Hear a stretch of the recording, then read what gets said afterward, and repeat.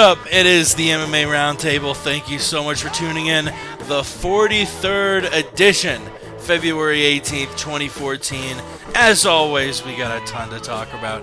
UFC Fight Night, I believe it was 36. Machida versus Mousasi was this past Saturday. UFC 170 coming up this Saturday. We got a week's worth of MMA news. Guess that tweet, the bonehead. Let's do it.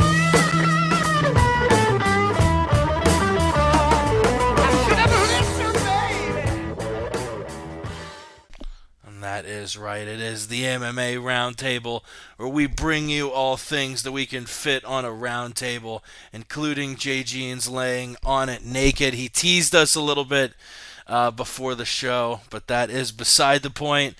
We are joined by three people I would call all close friends. And we may as well start off with the J Jeans first. You can find him on Twitter at the J Jeans, TheJayJeans. His last name is Jeans, like the pants you wear. It's awesome. What's up, Jay? Not much, man. Been a crazy week. Glad that there's been a couple of weekends in a row of fights. It's been nice, and I'm glad to be doing this again. It has been a crazy week indeed, especially I think Jay and I have averaged playing Grand Theft Auto 5 online around 22 hours a day, which I hadn't touched it the last few weeks. And now we're just in this horrible habit of making races that are 7 hours long, or honestly, they're 20, 30 minutes long. But they break your balls. The Beast breaks your balls. I didn't think I'd be talking about the Beast 2 minutes and 24 seconds in, but that happy, jolly, beautiful laugh you hear is Chris. He's on Twitter at C Lowenstein. What's going on, man? Oh my goodness. Oh my God. Here we are again, gentlemen. Looking forward to it. And you know what? I don't have much to say for myself, but our boy Ray, who's going to talk next, looking good, looking fit, looking strong. So that makes me happy.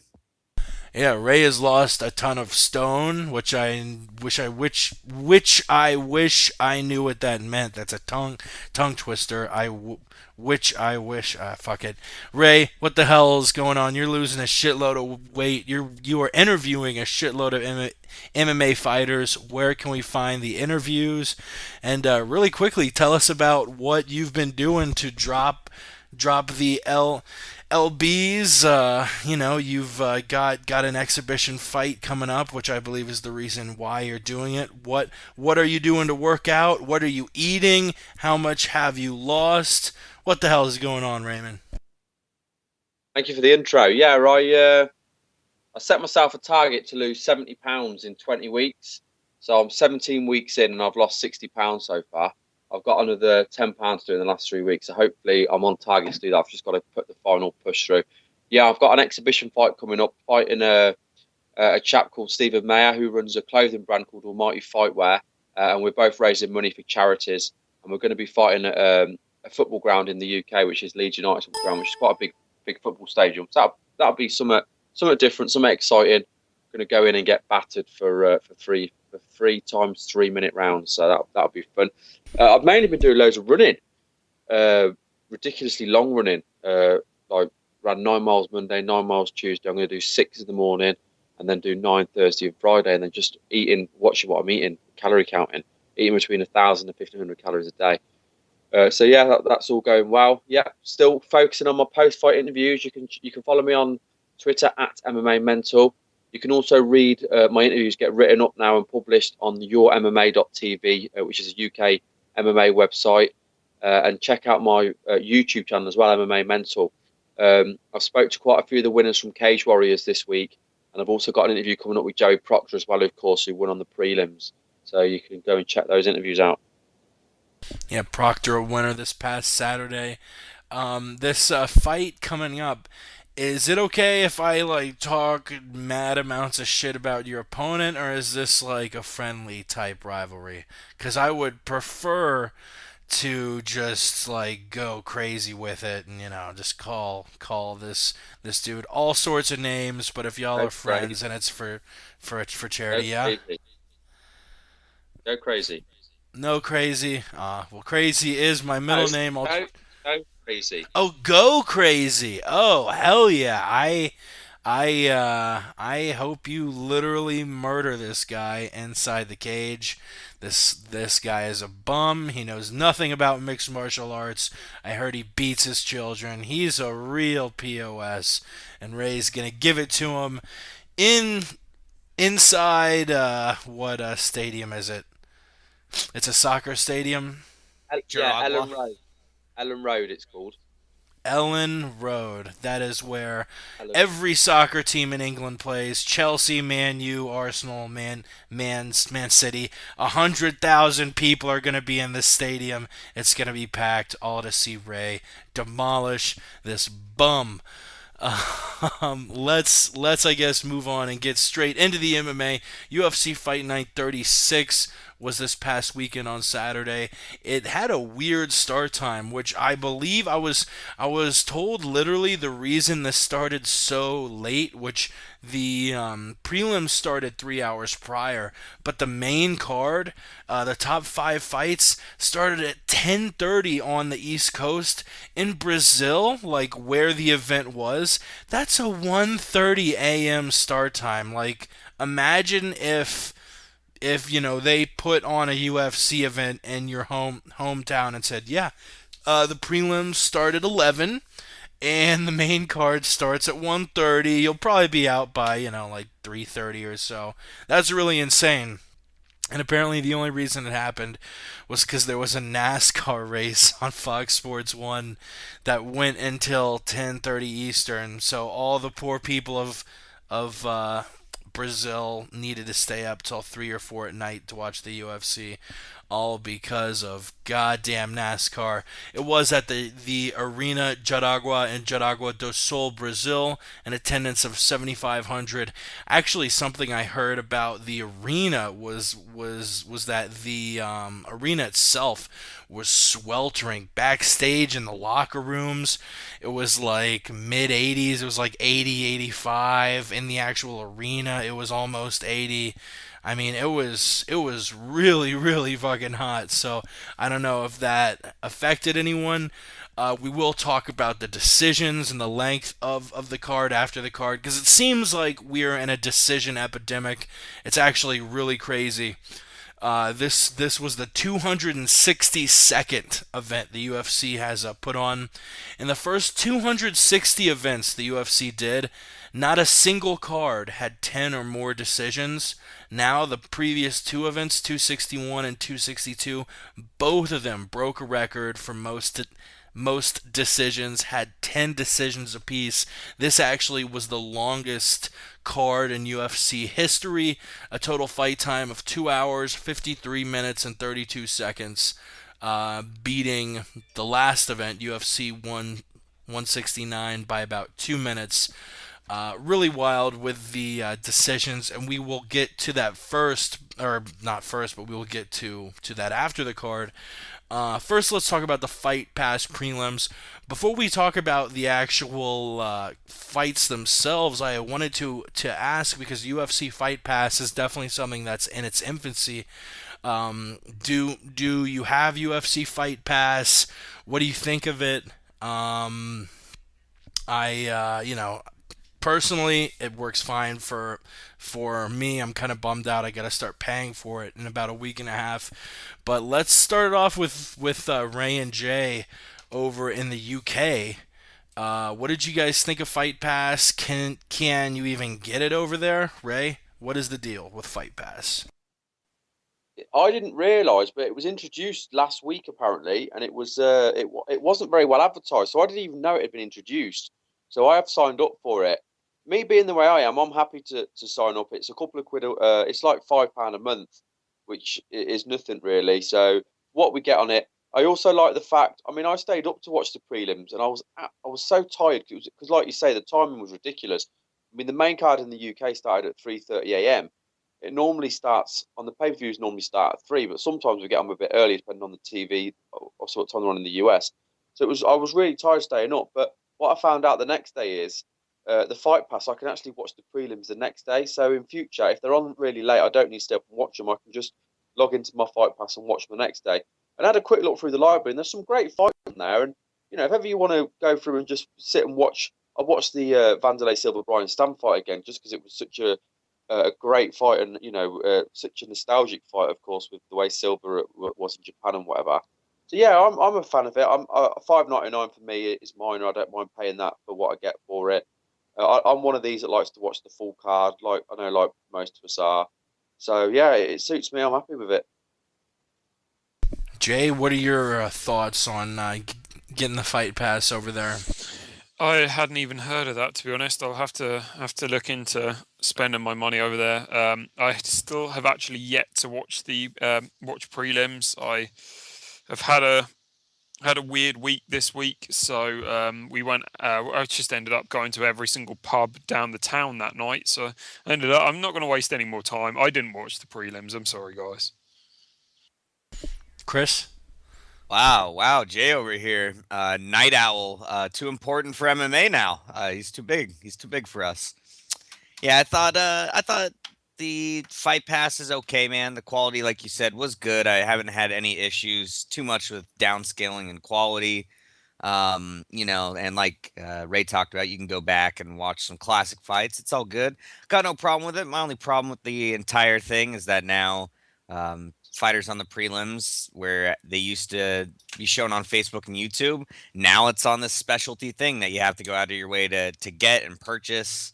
And I think that sucks for these guys that are fighting for scraps on the bottom of the card. Yeah, it definitely does. I mean, having a fight that streams to 100 million homes on Fox Sports 1 as compared to this thing on Fight Pass where it's like, yeah, you can watch me online as long as you pay a membership and get this service and go online. It definitely is kind of shitty for these dudes who aren't making much in the first place. Let's get to those prelims, though. Like I said, there were 7 fights. All 7 of them, just like we saw at UFC 169. All 7 prelims go to a decision.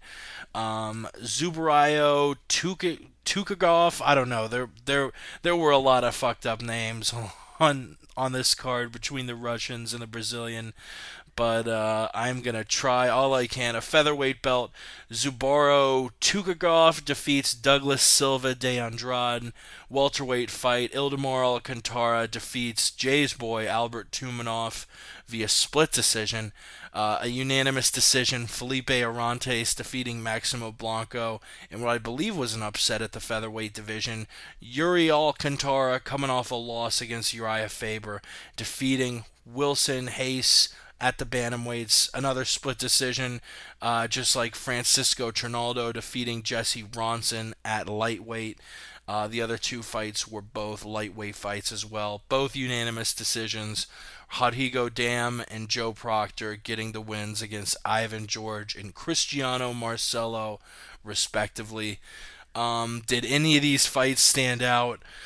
Personally, thinking about it, I mean, I thought Proctor versus Marcelo was okay. I thought Yuri put forth a pretty good fight against Wilson Hayes. I don't know what judge scored it for Hayes. But yeah, what if anything stood out to you? Which I'm a big MMA fan. I try to take the positives out of anything, but this stretch of 7 prelim fights was boring as hell. Who are we starting off with on this one? Jay? Or wait, no, Ray again. What were your thoughts on the 7 Fight Pass prelims? I'm like you, Jake. I try and see the positive. I enjoy watching the fights. It is nice seeing a finish, of course. These fights were okay, but you asked me in 2 weeks' time, and I won't remember any of these fights. It wasn't. There's not one real moment that stood out to you as a playback moment, or And I agree with you. 7 decisions in a row. It was just too much, especially at 3:30 in the morning. I was so tired. I was struggling to stay awake, to be honest with you. But yeah, it wasn't the best, unfortunately. But saying that, I've seen fights that have gone the distance and they've been exciting. But this just, for me, it wasn't one of those nights. Jay, you didn't watch the prelims, so I'll skip over you. Chris, what did you think of these seven fights? They put you to sleep as well. I think Ray nailed it right on the friggin' head. Nothing stood out whatsoever. I actually missed the Yuri Alcantara Wilson Hayes fight. I was looking forward to that. Alcantara is a fucking savage, but I stopped paying attention after the first couple decisions, and yeah, just meh. Yeah, that stretch of prelims was very much meh. So let's move on to the main card. That we actually saw a couple decisions, which are sorry, a couple finishes, which was really nice. The only two finishes of the night. The first one belonging to featherweight Charles Oliveira, who actually really struggled in the first couple rounds against Andy Ogle. Even though Ogle was finished, I was pretty impressed. He fought off a ton of subs, but couldn't do it for the full 15 minutes. About halfway into the third and final round, Charles Oliveira got in that triangle choke. Was a huge favorite. Is a better fighter than and Andy Ogle, but man, you've definitely got to give Ogle credit for being as durable as he was and lasting what 12 and a half minutes against the submission master Charles Oliveira, the same guy I believe who is the only person in UFC history to sink in a calf slicer, which Chris Lowe on the show is actually the only person to lock in an inverted calf slicer. Featherweight bout, Nicholas Mousasi defeating Viscardi Andrade via 29-28 decision. Finally, Eric Silva just beating the shit out of Takanori Sato. Silva at minus 1,000 was the fourth biggest favorite in UFC history. It's about to be knocked down a notch to number 5 now that we have Cormier taking on Pat Cummins. But Silva was a huge favorite and showed why, just really demolishing Sato in less than a minute. What stood out to you personally? It like I said earlier, Charles Oliveira and Andy Ogle was not a fight I was expecting to go past the first round. And even though Ogle wasn't able to really put forth his offense much, his defense and his durability really impressed me. I really didn't know much about Ogle other than what we saw on Tough. And speaking of Tough, Ogle is a tough kid. Jay, I know you saw the main card. It was super late, but I think you watched it the next day or something. What did you think about these first three fights? Silva, Mousasi, and Oliveira all getting victories. Oh man, they really, again, as you'd expect Oliveira to go out there. He's always one of these guys who seem to walk away with a bonus. But in that fight, just I don't know, man. I don't know whether it was Ogle, as you said, maybe he's been tough, or whether Oliveira. I have no idea what was going on, but I didn't expect that fight to go that far. Didn't have any expectations of that fight. As soon as he got the mount, as soon as he got the mount within about 15 seconds or so, I thought that was it. I thought that was I think he got the mount inside 20 seconds, but whatever. I didn't expect what we saw, and then the Eric Silva fight that makes it. I think that's 3 out of his 6 opponents who haven't been able to land one strike on him, which says either he's an incredible fighter or he's fighting a lot of guys who probably shouldn't be fighting him. And I think the latter is the case. I don't even know the Masuko fight, the Swedish guy versus I think it was Alcantara or Andros. I think it might be an Andros. Viscardi Andrade. That's the one. Again, nothing memorable. I'm not going to go away and think, oh my god, except for the fact he becomes the Andrade guy might be the next Polares. Thinking he's finished a fight before it's actually over. But either way, I wasn't too impressed with the bottom end of the fights, I guess. Yeah, I can see where you're coming from, and quickly, if you run a website, how about you don't make it to where audio plays whenever you fucking pop it open? I was opening up a link about a news story we're going to be talking about in a little bit, and that noise you heard was just a video that started playing. Look, if you want me to watch a video, put the video there. I'll watch it if I want to. If you just have it play when I bring up your site, I'll make sure I avoid your site in the future. MMAweekly.com.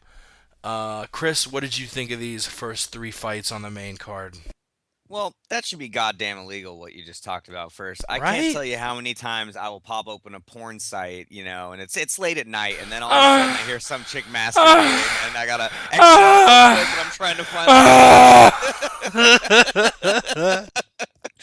But yeah, back to MMA. Charlos Oliveira, fantastic guard game. I love the kid. He just has such an incredible proficiency for jiu-jitsu, and he's always throwing up some kind of offense. I think very Carlos Condit-esque, probably a little more technical with his submission attempts. I wasn't all that impressed with Andy Ogle. The only reason I was impressed was because of how far he went with Charles Oliveira. But other than that, I think it was all about control, and there was a lot of wrestling. And yeah, I guess that's good, but he wasn't mounting any offense. He was escaping. He was basically holding down Charles and trying to get out of submissions the whole fight. I guess that's impressive. I'm not impressed by it.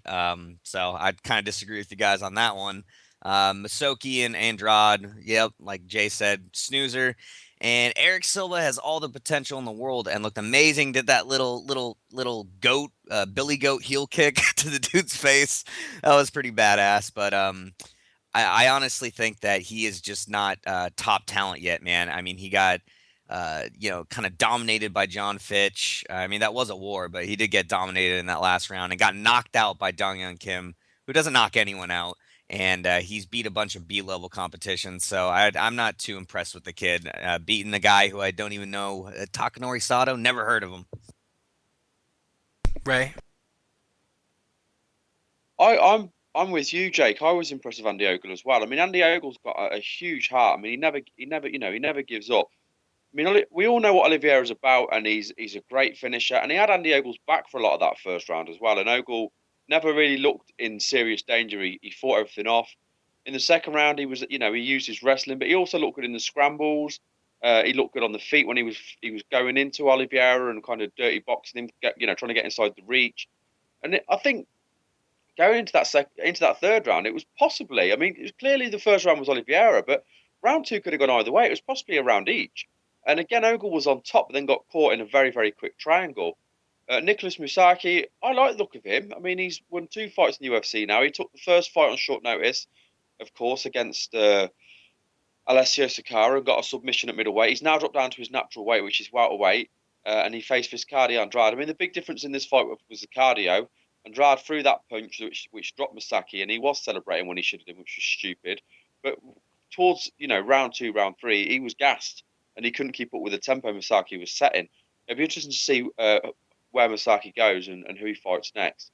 Eric Silva, I love watching Eric Silva fight. I think he's great. I think he's very exciting. Even when he loses, is exciting.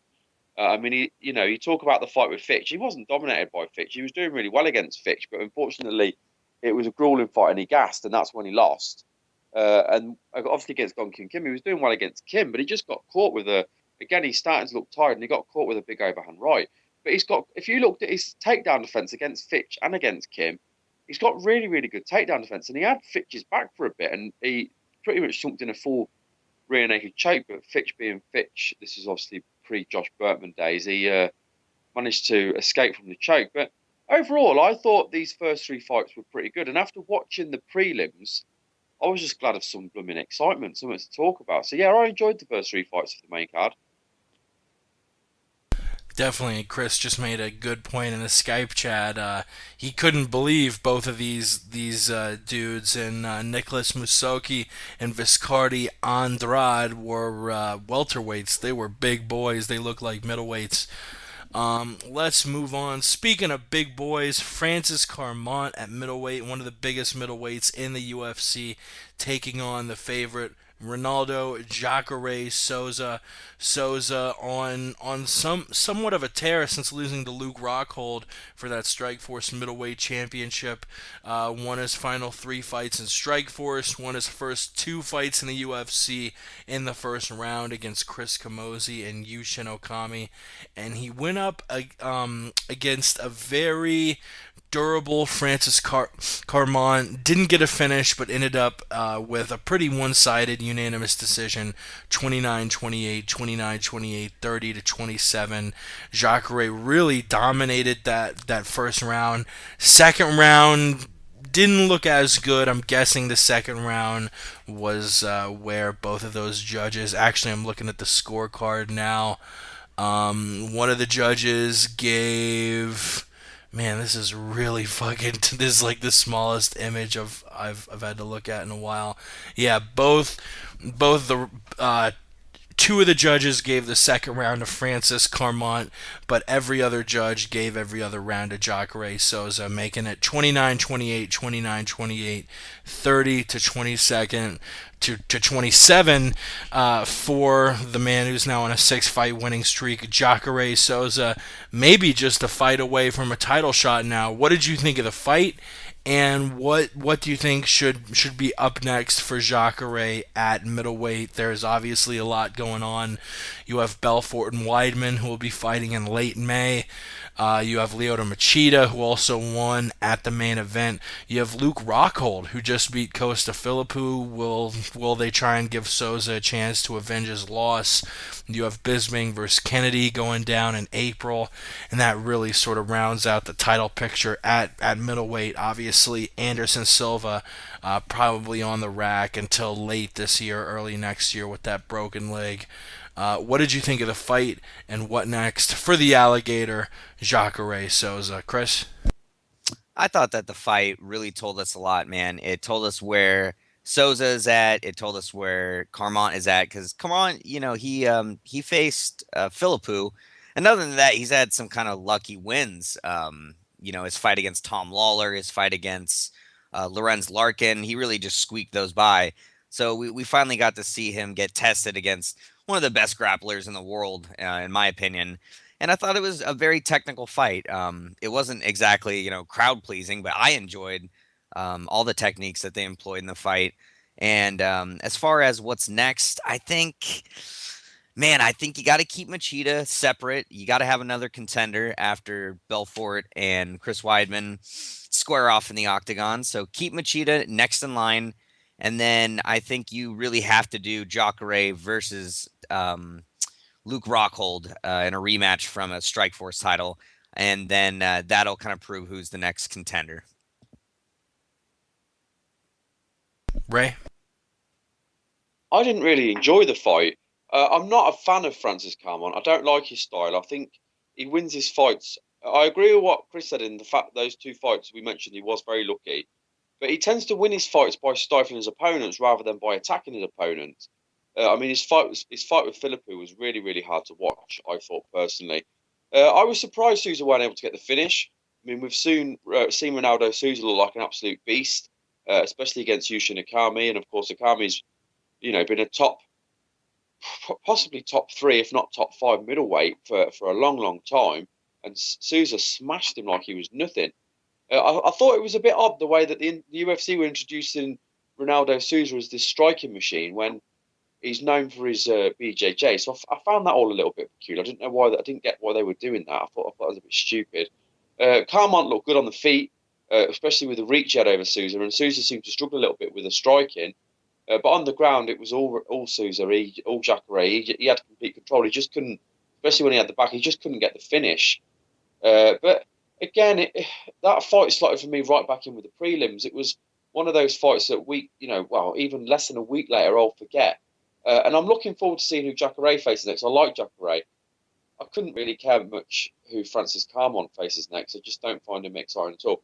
If I was to pick Souza's next opponent, I'd probably say, the Rockhold fight makes sense, but I'd like to see him face the winner of Bisping Kennedy. I don't think Ronaldo Souza should get the next title shot based on what he's done so far. Coming off the Okami win, maybe, but coming off this, no. He didn't excite me enough to give him a title fight. But Oh yeah, I'm up for Ronaldo Souza versus the winner of Tim Kennedy and Michael Bisping. Hell yeah, Jay.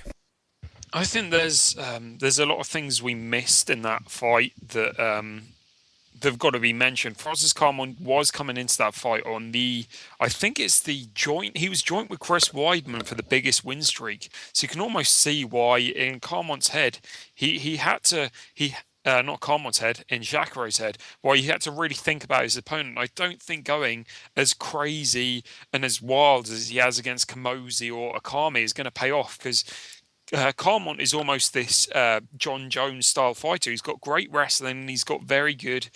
He's got a hell of a reach. So Jacare couldn't afford to make any mistakes, and he didn't. It's as simple as that. He did very well in those 2 rounds, the first and the third. He did a great job in them. The second round, he didn't really get off much of his shots, and his grappling game wasn't really working for him. I think it does say a lot about where he stands in the division, though. Carmont, I don't have a clue what's next for him, but I think we've got to see the rematch between Jacare and Rockhold. I mean, I know Rockhold's coming off; he's just beaten the guy who means nothing to the division anymore, Philippou. But nonetheless, he's now booked to fight Tim Boach, I think, and I think that fight should be scrapped. I think we'd rather see Jacare versus Rockhold, at least in my mind. That rematch just makes too much sense, and it would really tell us how far both men have come, and see how well Rockhold can prepare for him again. Yeah, I think the two possibilities that make the most sense are Jacare either taking on Rockhold in the rematch. Not very often we see a rematch where the guy who lost the first time around would be the favorite, but I'm 99% sure that if Jacare and Rockhold faced off again, Jacare would not only be a favorite, but would probably be a prohibitive favorite, maybe as high as, minus 170, minus 180, minus 200. We'll definitely see Rockhold looked very impressive against Costa Philippou, but damn, has Jacare turned on his striking since losing to Luke Rockhold. Since then, he KO'd Derek Brunson. He TKO'd Yushin Okami, who were both in their own right pretty durable guys. So definitely looking forward to seeing what happens to Jacare. I agree with everyone when they say that Lyoto should probably be up a notch ahead of Jacare. Pardon me. Let's move on to the final fight of that card. Lyoto Machida defeating Gegard Mousasi via unanimous decision 49-46, 50-45, 50-45.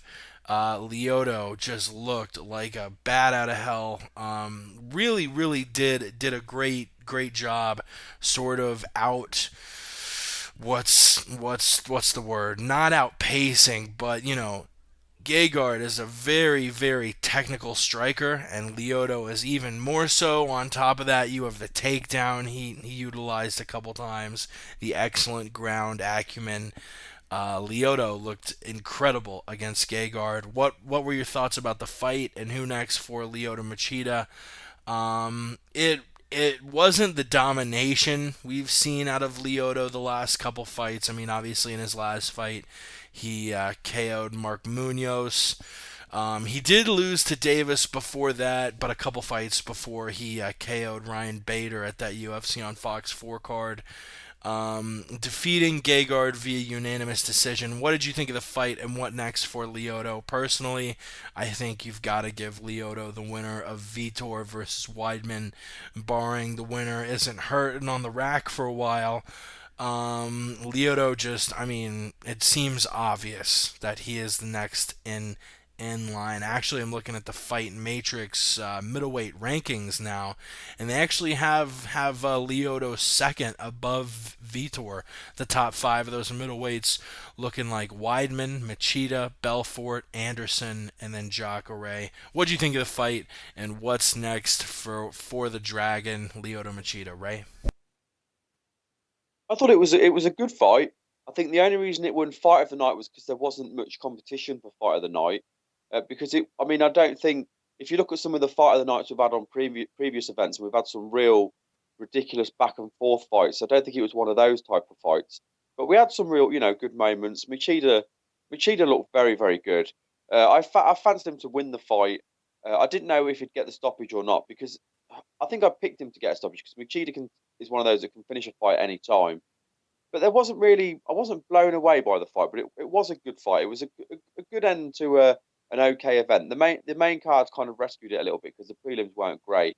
But for next, I think Machida should be next in line now. He's proven his worth at light heavyweight, and we talked about the loss to Phil Davis. Yeah, he did lose, but it wasn't like it was an emphatic loss. A lot of people still actually felt that he won that fight. So it was one of those things that was really close, and we all know how good Phil Davis is as well. So it is a loss like that. I don't think does too much damage to someone's record. But yeah, I'd like to see Machida face the winner of Weidman Balfour. Hopefully, like you just said, Jay, there's no one. The winner of that fight isn't injured, and they're able to put it together quite quick. But that fight sells, whether it's Machida Balfour or Machida Weidman. And I think what it's interesting as well, if you look at the top, you've just mentioned the top five there, and obviously, of course, Weidman being number one because he's the champion. All the ones below, all four below, they're all Brazilian. So it's like Brazil wants its middleweight title back. I think it makes there is some great possible matches for Weidman at the top of that division. I think. Hell yeah, Jay. As I you said before. I made you speak after Reagan so you wouldn't get all mixed up every time it was your turn to talk. I've been doing well. You just Very well.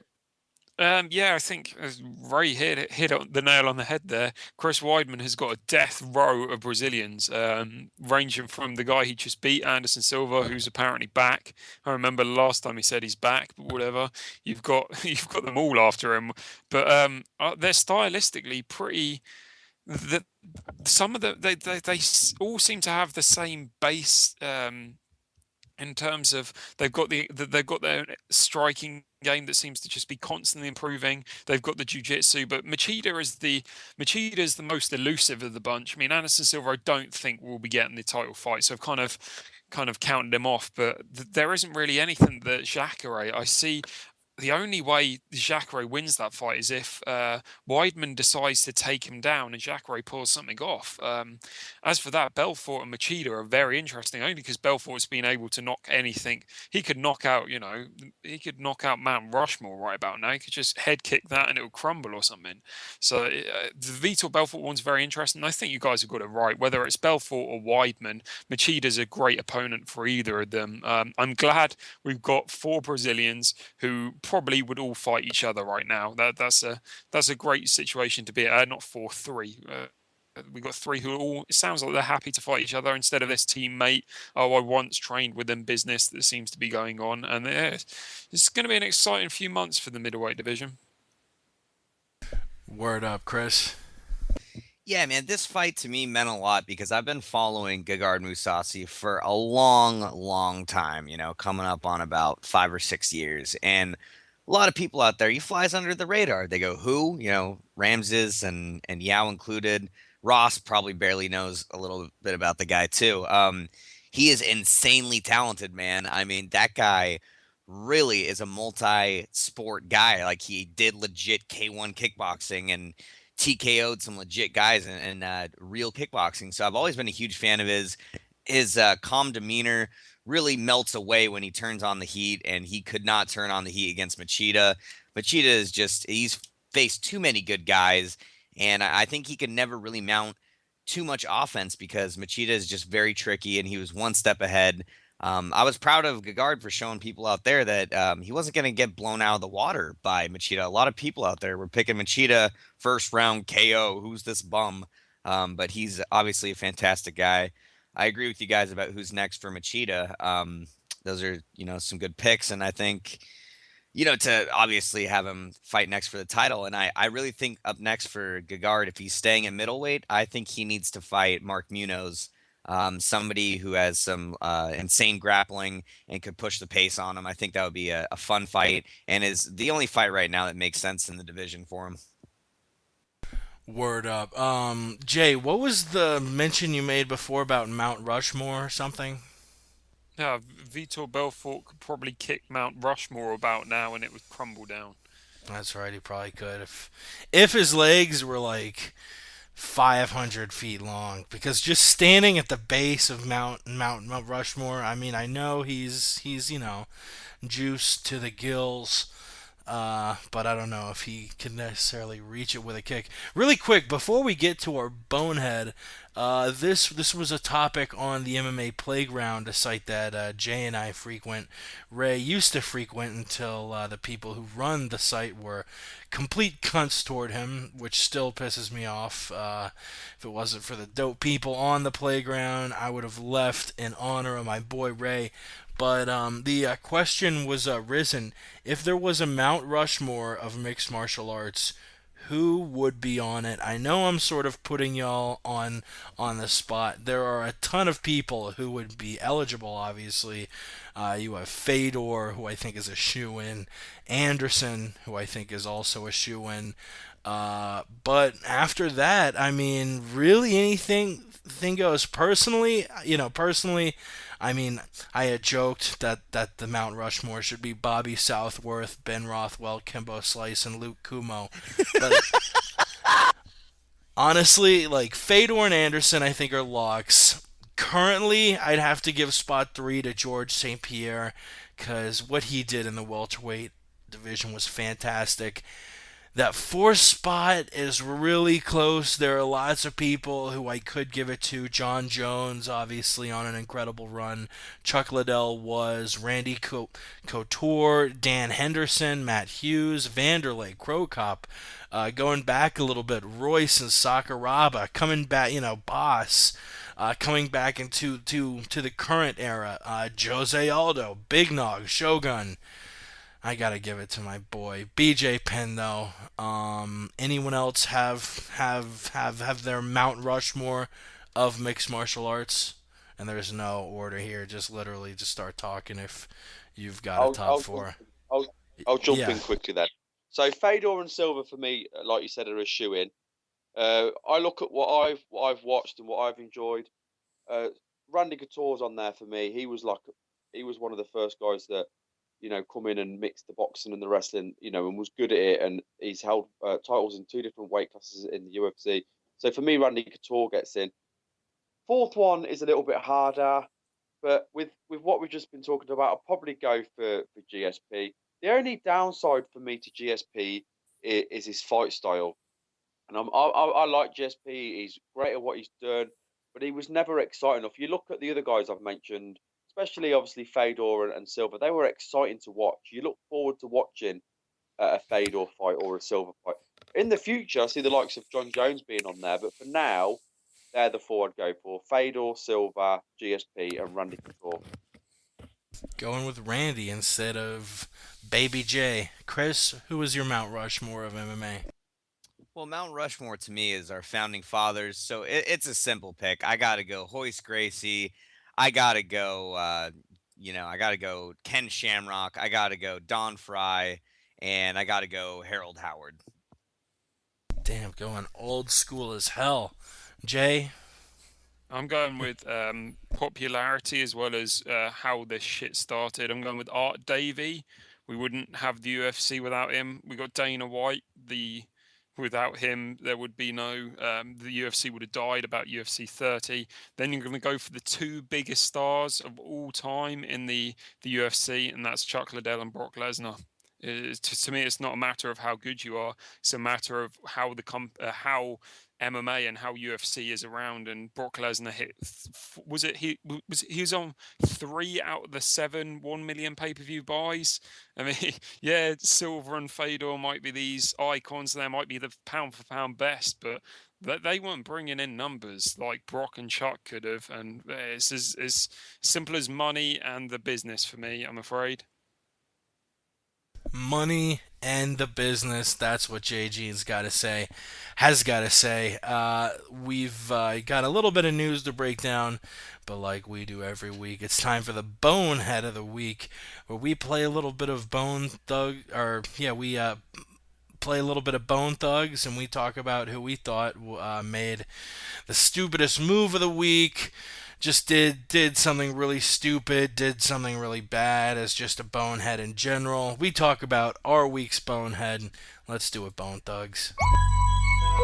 Boom, boom, boom, boom, boom, boom, boom, boom, boom. Now tell me what you gonna do when it ain't nowhere to run. When judgment comes for you, when judgment comes for you. Tell me what you gonna do when it ain't nowhere to hide. When judgment comes for you, 'cause it's gonna come for you.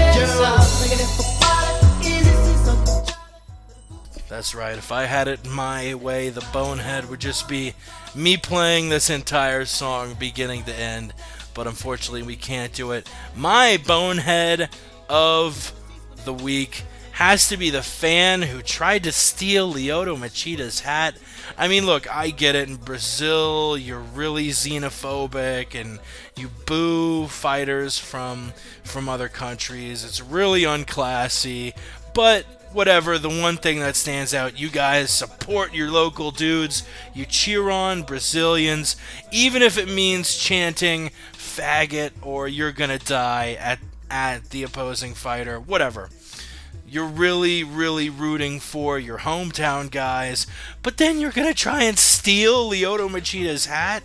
Lyoto is the hometown fighter. If you know, I mean, everyone's going for him over Gegard, but you're still gonna try and steal his hat. And the funniest thing is, if you're gonna steal the dude's hat, steal the dude's hat. He steals the hat off of Lyoto. Lyoto turns around. The guy didn't have to give it back. He could have just gone home and sold it off of eBay for zillions of dollars, even though I guess you can't really prove it was his. But either way, if you're going to steal a hat, steal a hat. He turns around, tosses it back to Lyoto. It was really funny. Another guy tried to take the hat further down the walkway, and Henner Gracie reached out and almost broke the dude's wrist. But this just gets back to what I've said a million times.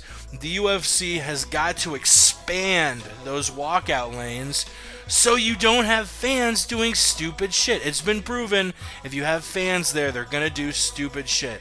Whether they're trying to kiss BJ Penn on the cheek, whether they're just trying to touch fighters, whether they're trying to steal hats. We've seen a lot of hats get stolen. And I'm afraid this could be a little bit of a safety issue. You know, I mean, you have so many fans touching and taking hats. How long is it going to be until you have, whether it's a crazy Brazilian fan who doesn't like Chael, whether it's whoever. I mean, there are a lot of crazy UFC fans, and there are a lot of UFC fighters that do things that aren't very popular. How long is it going to be until someone punches a fighter? Until, God willing, somebody tries to stab a fighter? I mean, that would be horrible, but we saw in baseball someone jump on the field and stab an umpire or a first base coach or something. And all it takes is expanding that lane by a few feet, and I'm afraid it's not going to happen until something bad happens. And you lose, maybe 20 to 50 seats by doing this. I just think it's a bonehead move all around. The guy who stole his hat, the rules that let the hats get stolen, and that is my bonehead rant of the week. Jay? I was originally going to rant about Dana, but I decided that's a yearly problem. In and out, Dana's always causing an issue of some kind. So I'm changing my original pick. I'm going to go for Viscardi Andrade. I hadn't really heard of him before. I mean, when he was walking into the cage, they're showing the preview of him that he finished off Bristol Maroon pretty quickly, and so he comes into this fight, he drops Mizuko with that overhand right, and then he starts celebrating like he's the next world champion of God only knows where, and that's it. As a result of that, he thinks, oh no, I better try and get back into this fight, and so for the rest of the round, he ends up just throwing haymakers. Just really being sloppy as a result of that, thinking, oh, I better get the finish now or else I look like an idiot. And as a result of that, he loses the next 2 rounds from being fatigued. I don't know. This guy's the bonehead of the week in my eyes. He should have got cut from that stupid shit. And we've seen Masuko get rocked twice in a row now in the first round, and he's clearly not an opponent to take lightly. That's all I'm going to say. And I don't know who this Andrade guy is, but he's a bum. Raymond? My bonehead of the week, I'm going to go for UFC's handling of the Gilbert Melendez situation. I mean, Gilbert's one of the top lightweights in the world. He's coming off that fight with Diego Sanchez, which was obviously absolutely amazing. What we're hoping for with UFC and lightweight is we'd love to see him, I think we've said it before, we'd love to see him bring over Chandler and Alvarez. You know, they're probably two of the best fighters in the world that are not in the UFC. But instead of that happening, we get it going the other way where they've left themselves open. There's obviously problems with, from what I gather, with Melendez's coach. And they've left it open. Bellator have seen an opportunity come in. Now they look like they're gonna sign Melendez. And the thing is, Melendez going over there, it'll be exciting because he'll get to fight the likes of Chandler and Alvarez. Outside of those two fights, there's no one else to fight against really that's at his level in Bellator, and that's not to take away from the rest of Bellator. There's not many people at that level of Melendez anyway. You know, Melendez needs to be fighting the top people, as do Chandler and Alvarez. So yeah, for the fact that the UFC have let Melendez go or are letting him go, and the fact they've not done more to keep him. So for that reason, my bonehead of the week is the UFC's handling of the Gilbert Melendez situation.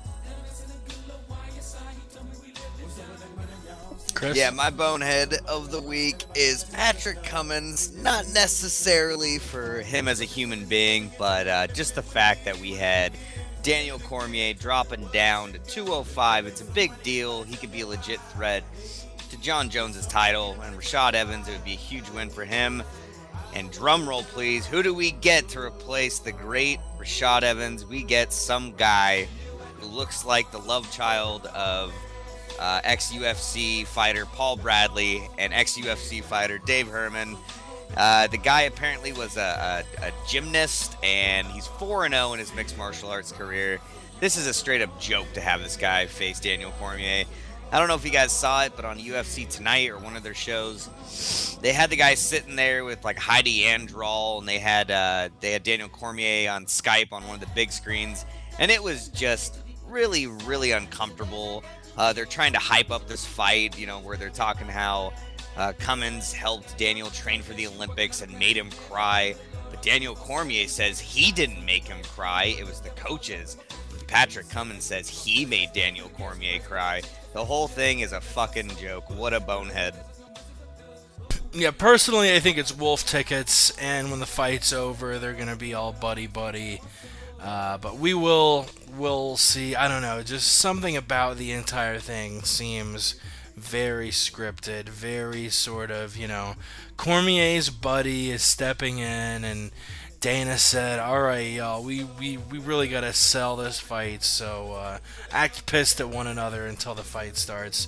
And I'm usually not one to say, oh, this is fake, oh, this is scripted. And I stay away from, I love the shit out of Ramses. And you've heard him on the show before with all his conspiracy theories. I love the shit out of him, but I try and stay away all I can from the conspiracy theories. But here, I don't know, it just seems forced. As much as I want to give it to Durkin, which, does anyone know why Patrick Cummins' nickname is Durkin? Like usually a nickname will make sense. It'll be like the Eagle or the Tiger or what the fuck ever. The Promise. But, yeah, Durkin. I don't understand. Anyway, as much as I want to give it to Durkin or whoever the hell Jay chose as his bonehead, because it says Dana White, and I know he went with somebody else, but I already forgot, and I'm not even high. That's crazy. But I'm gonna need to go with Ray's pick. Picking up Gilbert Melendez. What I love about basketball, hockey, football, baseball is that we know watching it, we're watching the best of the best, and we know that there aren't better players in other organizations, and we're really seeing that top level of competition. You're letting Gilbert Melendez go.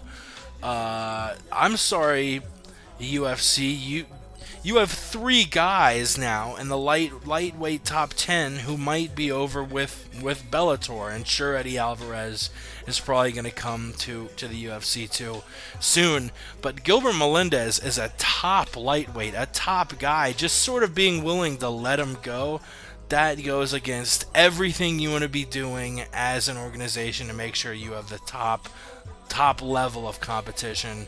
I don't know if it's just, Gilbert's management just being complete shitheads and offering too much. I don't know what it is, but I have to go with Ray's here. Jay, who's your bonehead? I think Ray's right. It is just a matter of time till somebody gets stabbed or something stupid. We've already had incidents where I think somebody's got punched in the past or something, maybe a slap on the face, but you got to sort this hat stealing something, and next minute somebody's going to take it too far, and it's a matter of, and it will only change, like you said, it will only change until something happens, and why not try and stop that? Ray? I'm going to vote for Andrade for prematurely celebrating his knockdown. He dropped Mousasi down, but Mousasi, it's not like Mousasi went out at any time. He just dropped to the floor straight away. His back was on the floor and his legs were up ready to take anyone flying into his guard. So, for reacting to a win like that, speak up. To reacting to a potential win like that prematurely and then losing the fight, so I'm going to vote for Jays.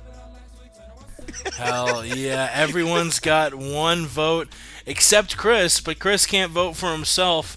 So, Chris, you will be deciding our week's bonehead.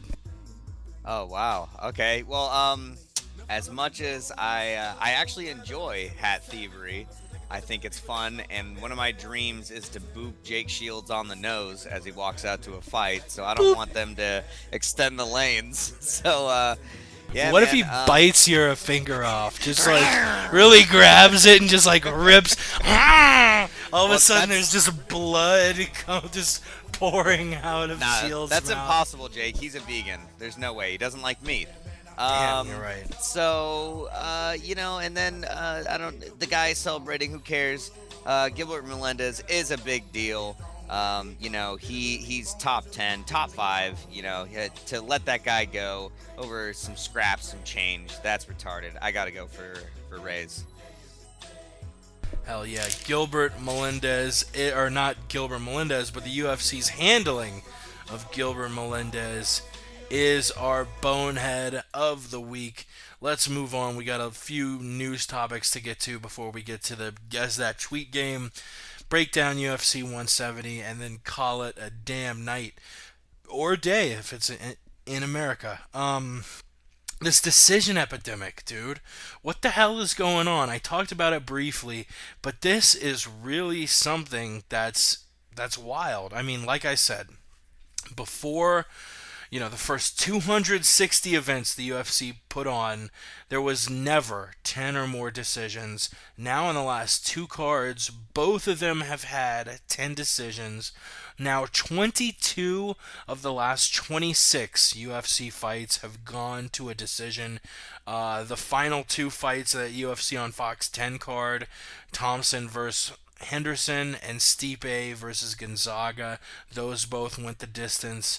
And in the last 2 cards, we've had 12 fights, 10 of those going all the way to a decision. The only people to finish a fight in the last 26 fights are Abel Trujillo, Renan Barão, Charles Oliveira, and Eric Silva. And most of those fights, you can look at it and say that was a big mismatch. So aside from some of the mismatches, everything's going to a decision. It seemed like the UFC, which we will talk about that later, they eliminated the knockout of the night and submission of the night to make way for performance of the night. I thought that was a reaction to UFC 169, the previous card, getting 10 decisions. but it apparently didn't do anything because we got 10 decisions again. This decision epidemic, it's not good for the sport. It's not good to try and bring mainstream fans into the sport. It's not good to keep hardcore fans interested in the sport. I mean, you heard all of us talk about this card.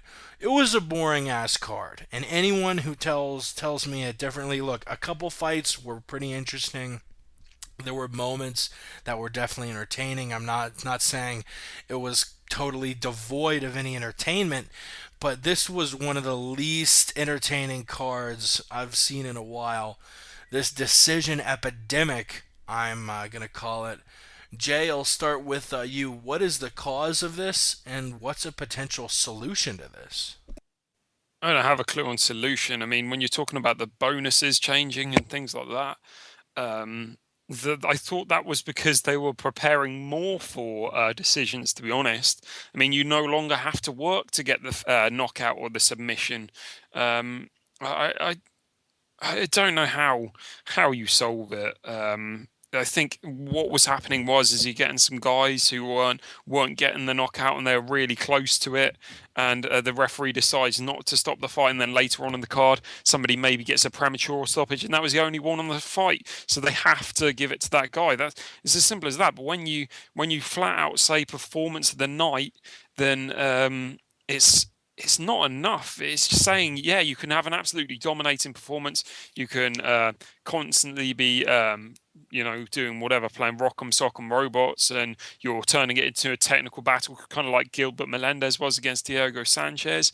But you don't have to look for the finish. You can keep a lot in your gas tank, and I think that's stupid. I think the wording should be changed. I'm not sure whether it should be knockout of the night, but maybe. I don't know, striking move of the night, grappling move of the night. Yes, something like that. You could have a move of the night and you could have a stoppage of the night. It's just it's a silly system. I don't, and the bonuses hasn't helped, and the fact we got this, as you say, this influx of decisions. I don't know what's causing it, but it might be the fact we've got a lot of people debuting on cards. We've got main eventers, co-main eventers who are 4-0 in a couple of weeks. I think we're going to have a co-main eventer who's 6-7 or something like that. The UFC, the number of cards we got this year is insane, and we are paying for it as a result of the fighters wanting to get a win in their debut instead of looking to impress the fans in their debut. Chris? Well, for me, it's two things really. Thinking about this decision epidemic. Number one, look back at the history of the UFC. It used to be a very, very shallow promotion back in the days. It didn't have a lot of talent. So you have an influx of a lot of talent. There's been a bloated roster. We all have seen it. Dana White saying he's going to cut people because there's too many. So you've got a lot of people coming in, making their debuts. You got octagon jitters. You got people being nervous and they just want to win inside the UFC. So you got to deal with that. And number two, there's no fighter loyalty in the UFC unless you come out there and you're a Chris Leben type. I mean, look at Yushin Okami getting cut. Look at John Fitch getting cut. Everyone's head is on the chopping block. So people just want to win. They have to provide for their families. At the end of the day, not every fighter is going to be a guy that goes, I just feel like I'm alive in there and I need that adrenaline rush and it's just the most real thing you could ever experience. These guys are athletes at this point, and this is how they provide for their families. So, they really have to just win inside of the UFC, and sometimes that doesn't make for the most exciting fight or a finish. Ray? I personally think too much is being read into it. I mean, this is, for me, pretty much the only sport I really follow. But if you follow any sport, you're not always going to have exciting matches. In the UK, of course, the big sport's soccer, but not every soccer match is a back and forth 4-3. You get your 0-0s, you get your games that are boring, and I think I heard some people say the Super Bowl weren't a great match. I mean, I don't follow it, but you can't expect everything to be exciting. There has been a lot of decisions, but you say about there not being in the past, there's not been 10 decisions on a card. It's only been in the last few years where they've had more than 10 fights on a card. I mean, I remember when I used to watch UFC back in the day, if you like, when it was the early UFC 40s, 50s, 60s, you had 8 or 9 fights on a card. So therefore, the more fights you've got, the more chances you are of having the decisions.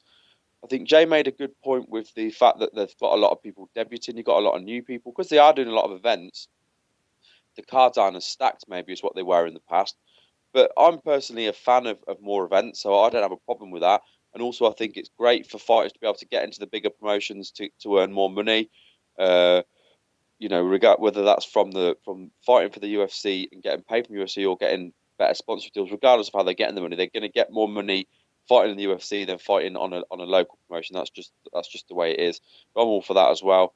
You could be the next two events we have. We've had events before where there's been knockout after knockout after knockout. It might be the next couple of events are like that. So I personally don't read too much into it. It's the nature of any sport. You're going to have good games, you're going to have bad games, you're going to have good fights, you're going to have bad fights.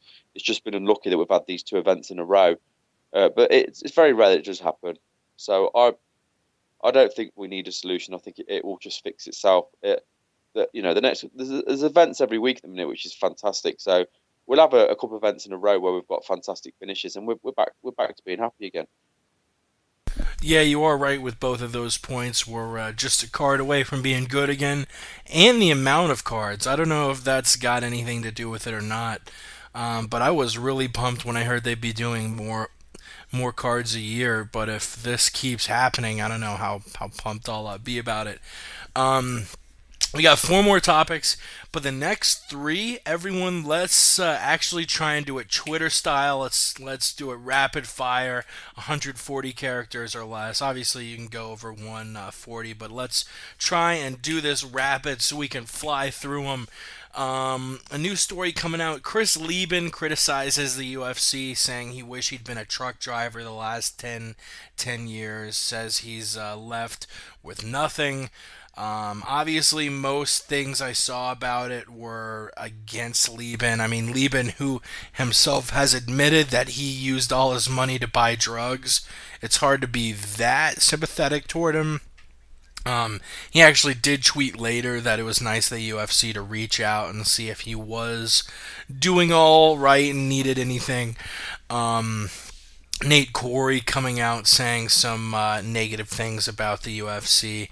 All this stuff about fighter benefits. Who do you side with? Is the UFC not doing enough, or does the UFC do enough for its fighters? Rapid fire. Chris, what do you think? I think that there's a little bit of truth in both sides. The UFC at the end of the day is a business. They want to, look out for their shareholders. But I think there is a problem with how fighters are treated in the long term. I think there should be a fighters union. I think there should be better pay. I think there should be all kinds of stuff for the fighters because you have billionaires running this company and you got guys fighting for six to show, 6 to win. That's outrageous. So I side with both. He got paid $981K. He's probably spent far too much of that on drugs. Have you finished, Jack? Right. Yeah, I disagree. I think that far too much is being made. If whatever career or whatever job you do, if you don't like what you're getting paid, get out and go do something else. Don't whinge about it. At the end of the day, these guys, for most of the cases, they're living a dream. They're getting to do something that most people would love to do. They're getting to compete in a sport. They're professional athletes. They get the stardom that comes with it.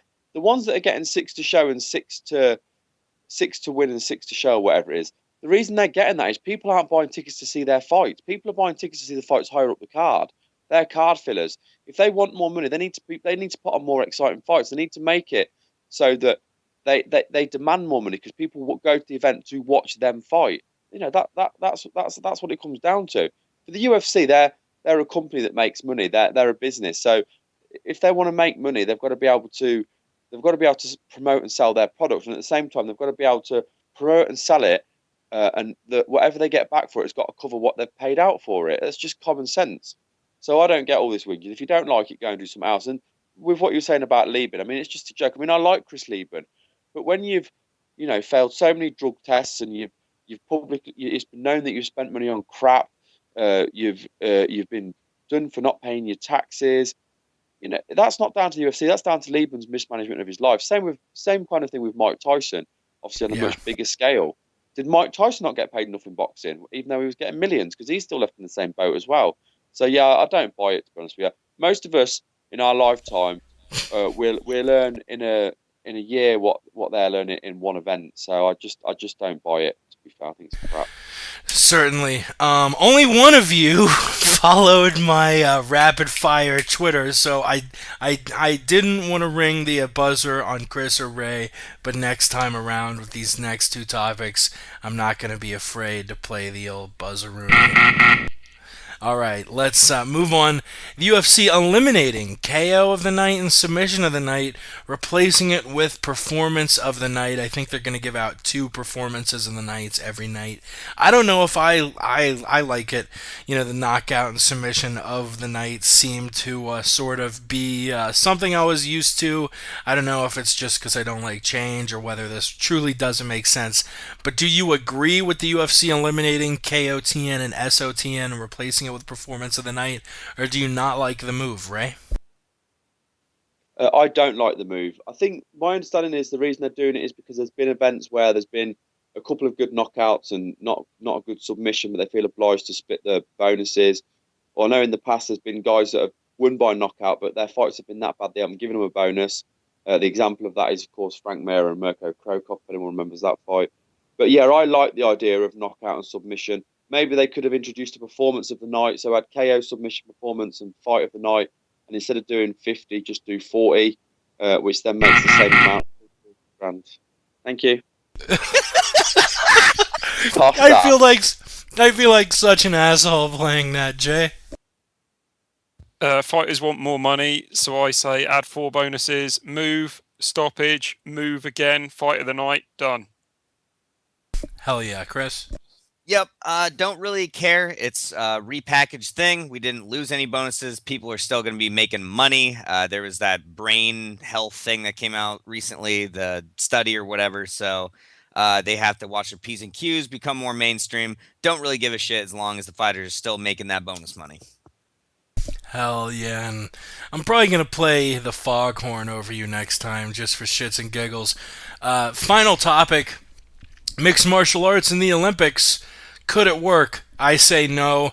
You have too much injuries. You would need fighters to be fighting 4 or 5 times in the span of a couple weeks. Not only that, but that would really take them out of their UFC and Strikeforce, or not Strikeforce, but Bellator, World Series of Fighting, whatever.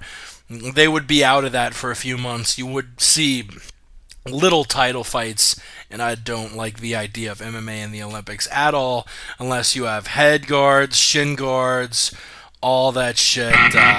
I'm ringing the buzzer on myself. Jay, MMA in the Olympics, could it work?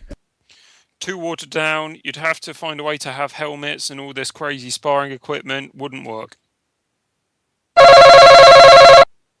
Aw, man, I was going for a ding, not that stupid buzzing Who's sound. on the phone?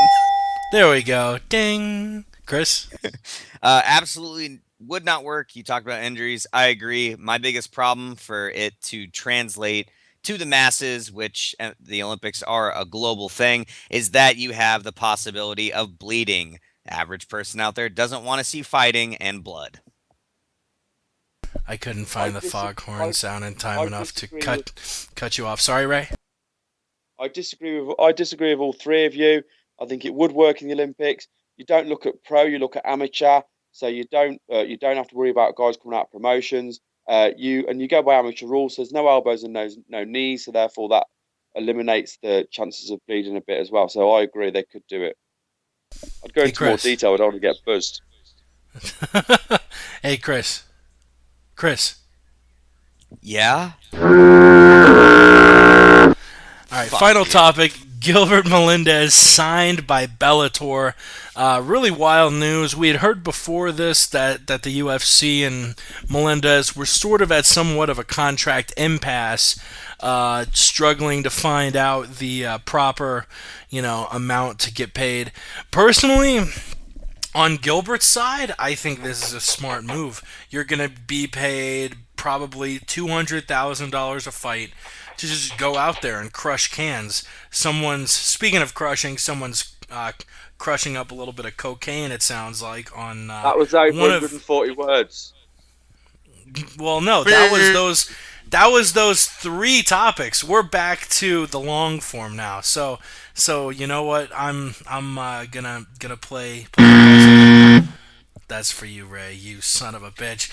This you can talk as long as you want. Gilbert signed by Bellator. It's really sort of crazy. The UFC has the right to match the offer, but a lot of people are saying they're probably not going to match the offer because it's more than they're willing to pay. Gilbert, I mean, I don't blame him. He's going to be getting paid a shitload to crush cans, but I just don't like seeing one of the top 5 lightweights in the world leave the best organization in the world. I mean, I want to see Gilbert take on guys like you know, Nurmagomedov, whether it's Cerrone, whether it's a rematch against Bendo, whether he's fighting Pettis. I really want to see these fights, and this is definitely a bummer. Chris, what do you think about all this Gilbert Melendez nonsense? Will the UFC match it? Like, where is he going to fight next in the UFC?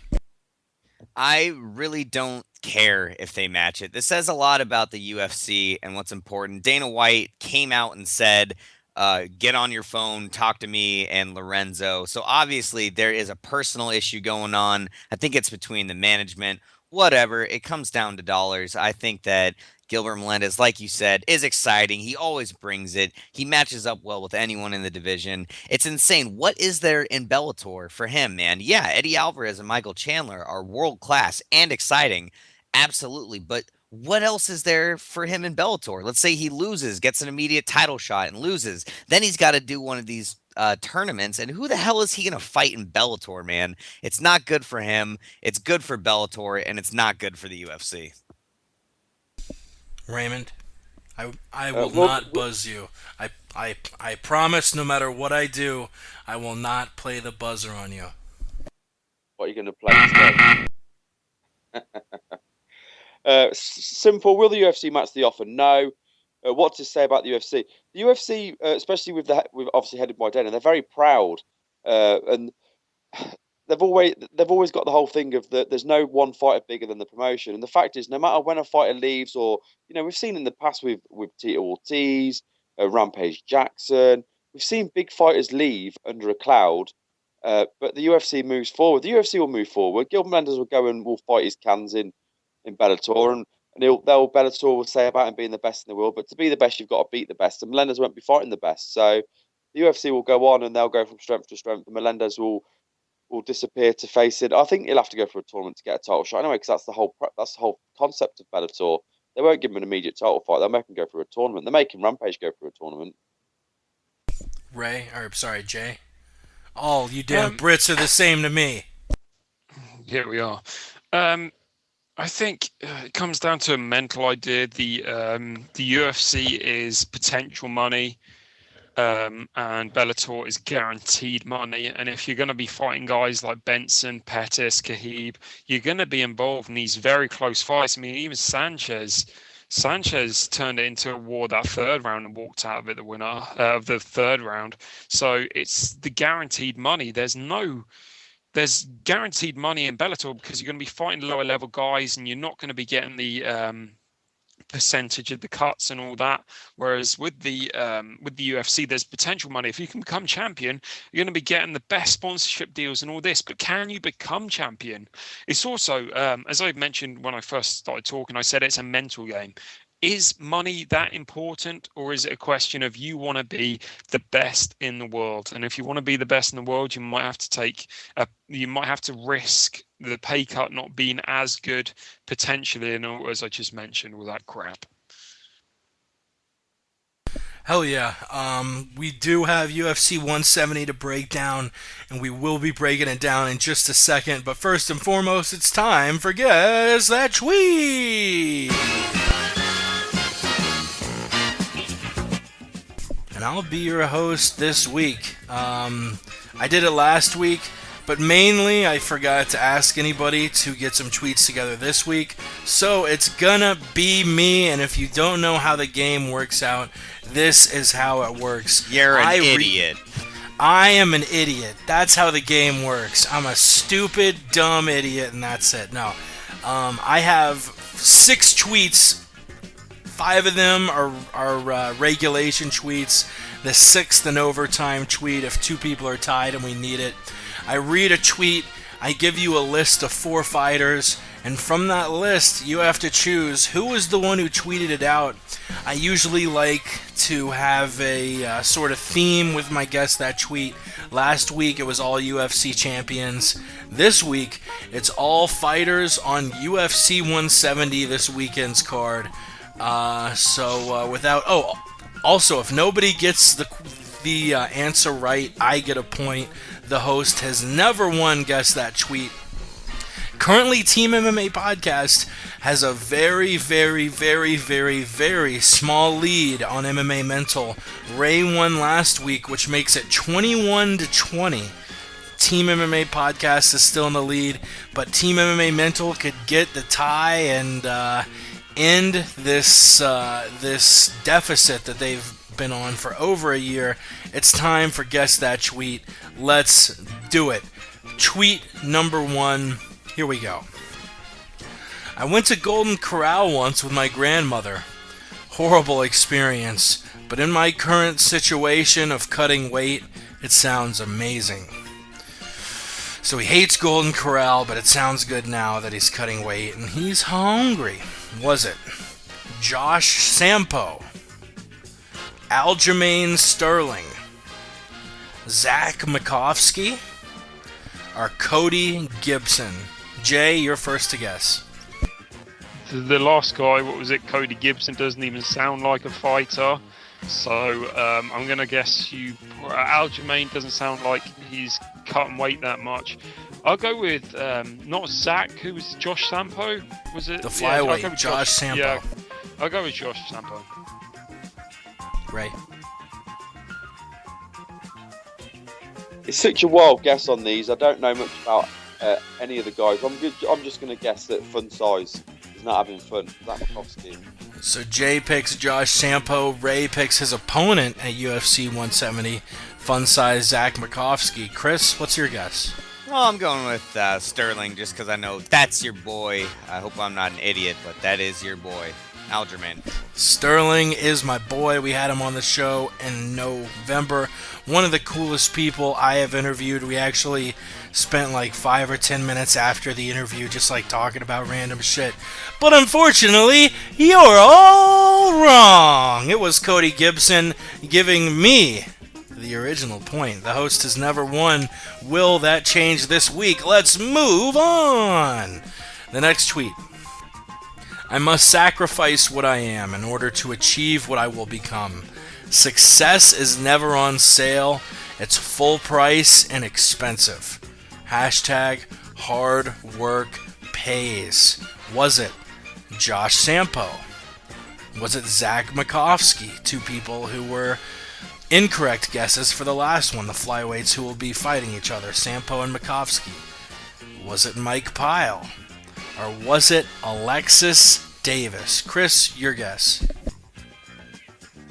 I'm gonna go. Would you make that sound one more time, please? Thank you. No problem. I'm going with Davis. You know, that's the red herring. Sure. Lexi Davis. Ray, who are you going with? I was going to go Davis as well, but I don't want to go the same. I'll go with Mike Pyle. Mike Pyle, the number 15 ranked welterweight in the UFC. Jay? I originally thought it was probably a woman's tweet as well. We've gone Davis, but who's left? I mean, Ray took Pyle. Who are the other two? Sampo and Makovsky. I think I took Sampo last time, so I'll take him again. And that was a good strategy. It was Josh Sampo giving Jay a point, tying him up with me, Ray, and Chris. Still looking to get on the scoreboard. Cheater! Cheater! Tweet number 3 of 5 of regulation. Actually, it's funny. Jay probably should have won last week, but I took a point away from him literally for no reason. Gave the win to Ray. But we won't talk about that. Let's move on. Ugh, which is UGH. Ugh. Up and down and can't fall asleep. I went to bed way too early. We've all had that problem. We go to bed way earlier than we want to go to bed, and then we're up like super early, way earlier than we want to be up, and we can't go back to sleep. So it's like, fuck it. I guess I'm just starting my day now Who went to bed too early and therefore woke up way too early? Was it Eric Koch? Was it Aljamain Sterling? Was it Jessica I? Or was it Alexis Davis? Jay. I could imagine because of the weed and everything, Jessica I's probably struggling to sleep at the moment, so I'll go with her. That logic makes no sense. Weed makes you sleep. That's Exactly. What an idiot! That's like saying, Exactly. oh, because of all the coke, Exactly. he probably got really sleepy and tired and went. No, this is the thing, because went she to bed. takes so much weed, she only I'll let you probably choose can again. sleep with weed. Jay, I'll let you choose again. You what? Why are you giving me a... No, I'll keep my original pick. If she's taken weed, that will help her sleep. So when she has to cut off it, she won't be able to sleep. So there we are. You're an idiot. Jay or Ray, who's your choice? I'll go with your boy. My boy Aljamain Sterling. Chris? Yes. Your tiny little infant boy. I'm going with the guy who can't sleep and his last name is Coke. Eric Koch. No, unfortunately it was Jessica Evil Eye. As much as I tried to get Jay to change his guess, it was Jessica Eye. That was the correct answer. Let's move on. This game is bullshit. Who came up with this shit? I don't know. Jay Googles and cheats, and I'm probably going to just make him not like for a good couple months. Jay will just sit silently while everyone else plays the tweet game. The I'll next just tweet. tweet somebody the answers. The next tweet. Mark Hunt and Antonio Silva are so freaking tough. I'm pretty sure those hits would have caved my skull in. Jeez. Was it Ronda Rousey, Sarah McMahon, Jessica I, or Alexis Davis? Chris? Going Alexis Davis. Lexi Davis. Ray? Jessica I. Jessica I. Jay? Who are the other two? Rousey and McMahon. I'll go with McMahon, I suppose. Jay cheats and gets the point. Point number 3, which actually, yeah, Jay is a fucking cheater. I'm not even cheating. Actually, you know what? I'm gonna give that point to Chris because fuck it, this game literally doesn't matter. So I'm giving the You know point what, to Jay? Chris. You don't look like James Franco. You do not look like James Franco. Guys, Even though I'm he trying picked, even though he picked the wrong fighter, I'm giving Jay's point to Chris. And you know what? I'm giving a point to Ray as well. So Jay has 2, Oh, Ray has 1, Chris has 1, and I have 1. So this final regulation tweet, we all have a chance. This upcoming tweet, Sort of fixed now. hey, if you are gonna cheat, all I have the option to do is cheat back. I'm not Tweet cheating. in retaliation. I like how I got Jay's point and Ray got one for free. I took a point from Jay. Fuck yeah. You stole Jay's point. I'm Ray not gets. in the- Ray Shit. didn't steal anyone's point. He just gets a point. All I right. picked the last two. Next tweet. ones. Oh, my You don't always have to train with the best to be the best, but make the best out of your training. It's kind of sloppy in the grammar section, but you don't always have to train with the best to be the best, but make the best out of your training. Was it That's Daniel Cormier? Was it Patrick Cummins? Was it TJ Waldberger? Or was it Aljamain Sterling? Chris. I'm Or wait, going with who goes first? It's Ray. Or sorry, it's Jay. It's Jay first. Cheaters first. Jay.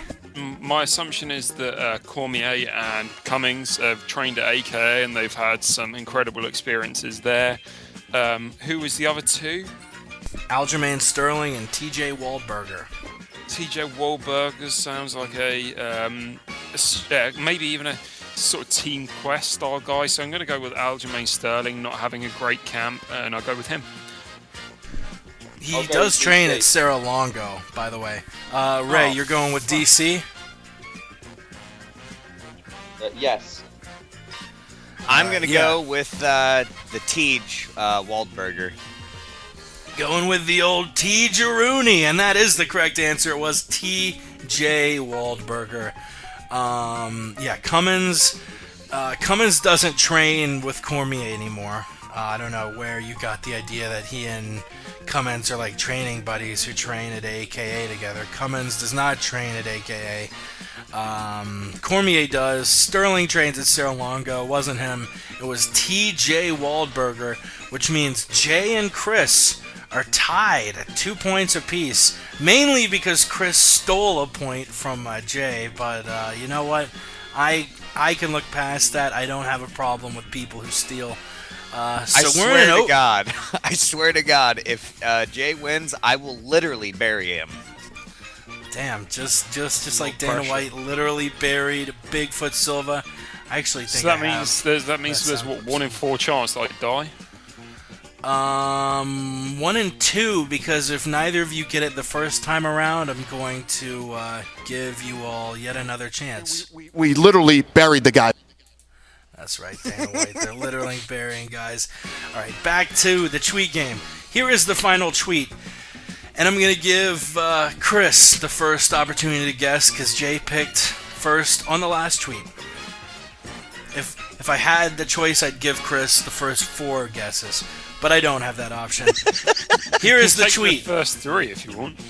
If Kevin Bacon has a kid, he should name him Hickory. It's a really shitty joke. It's one of the shittiest jokes I've read for the guests that tweet game, but there it is. If Kevin Bacon has a kid, he should name him Hickory. Get it? Because his last name's Bacon, and Hickory Bacon is That a sounds thing. like a little Dave Beelan joke, doesn't it? Little That's our little Davey, my little Davey. All right, who was it? Was it Patrick Cummins, Eric Koch, Alexis Davis, or Aljamain Sterling? Chris? I'm going with the guy that has come in his last name. Patrick Cummings. Jay, what is your guess? This is an absolutely appalling joke. I'll try not to be sexist and say anything about women comedians, so I'll go with Alex Davis. Women comedians are pretty horrible, but you know what? You're both wrong. It was not Cummins. It was not Davis. The only 2 that remain are Eric Koch and Aljamain Sterling. Chris, was it Koch or was it Sterling? Ooh, Coke and Sterling sounds like a failed 1970s cop buddy show. I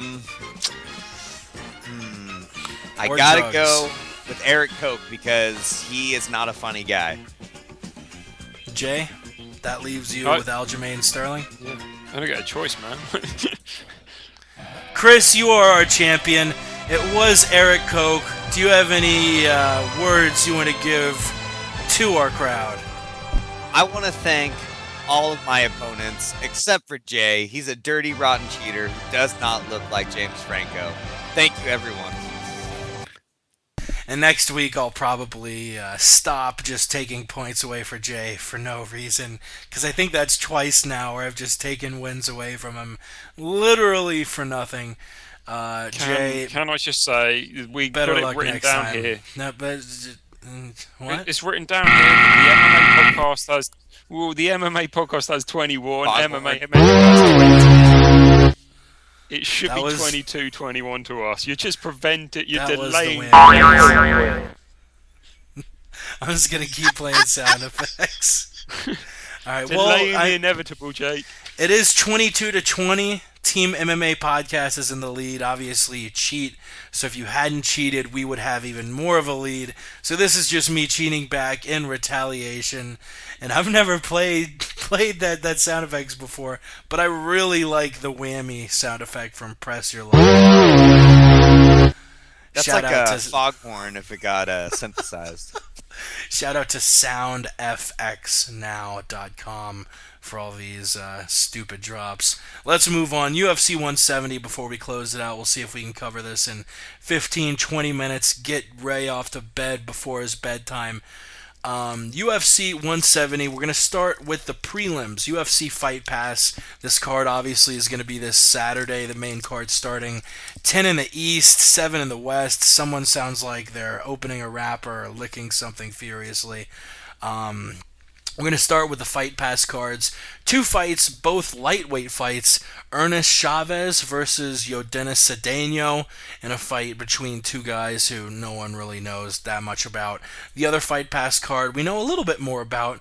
We have Rafael Oliveira, who is staring a UFC cut right in the face. He's got 4 UFC fights since joining in 2011. He's 1-3. Granted, all the people he's lost to are decent opponents: Gleison Tibau, Eve Edwards, and Edson Barbosa. In his last fight, July 6th, where Barbosa just ravaged him with leg kicks. His only win is against Yoslandi Izquierdo.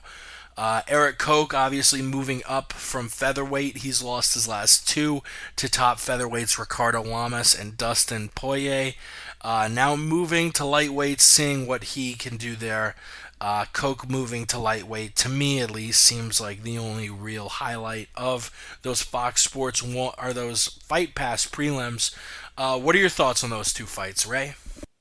We'll do these Twitter style, because there's not really much to talk about. Rapid fire. I don't know either of the first 2 guys, so I haven't really got a view on that fight. I hope Eric Koch wins. I think he will win, but I don't think he'll make a splash at lightweight. Word up. And you might want to move a little bit closer to the mic, because you were coming through a little bit a little bit faint there. Jay, you're going after Ray. What do you think about these 2 fights? You cheater. You horrible piece of shit. What?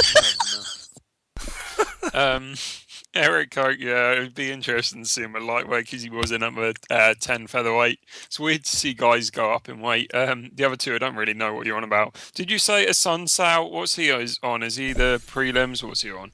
Rafael Oliveira. Okay, versus Eric Koch. Where's Sun Sao? What's Sun Sao on? Is he Fight Pass? Sun Sao is on the Fox Sports 1 prelims. Thank God for that. Aljamain should be on for the beatdown of the year. That's what I'm going to say. Moving on. All right. Well, neither of those fights were on the Fight Pass prelims. But Jay, I love breaking your balls. Honestly, for anyone listening, Jay has one of the best senses of humor that I fucking know, and he's one of my best friends. We probably spent hours the other day playing Grand Theft Auto, so that's why I can feel so comfortable being a total douche at him. Because if you're listening and you're probably like, this Jake guy is a real asshole, but no, He's Jay a rotten, cheating rat. Yeah, pecker.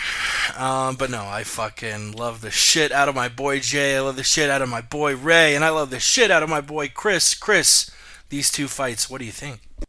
Well, I've got nothing to say about the fights. I just wanted to comment that on the UFC website, whenever they have, they don't have pictures of the fighters yet, they have this kind of dark silhouette, and it's Brian Ebersol. How about that?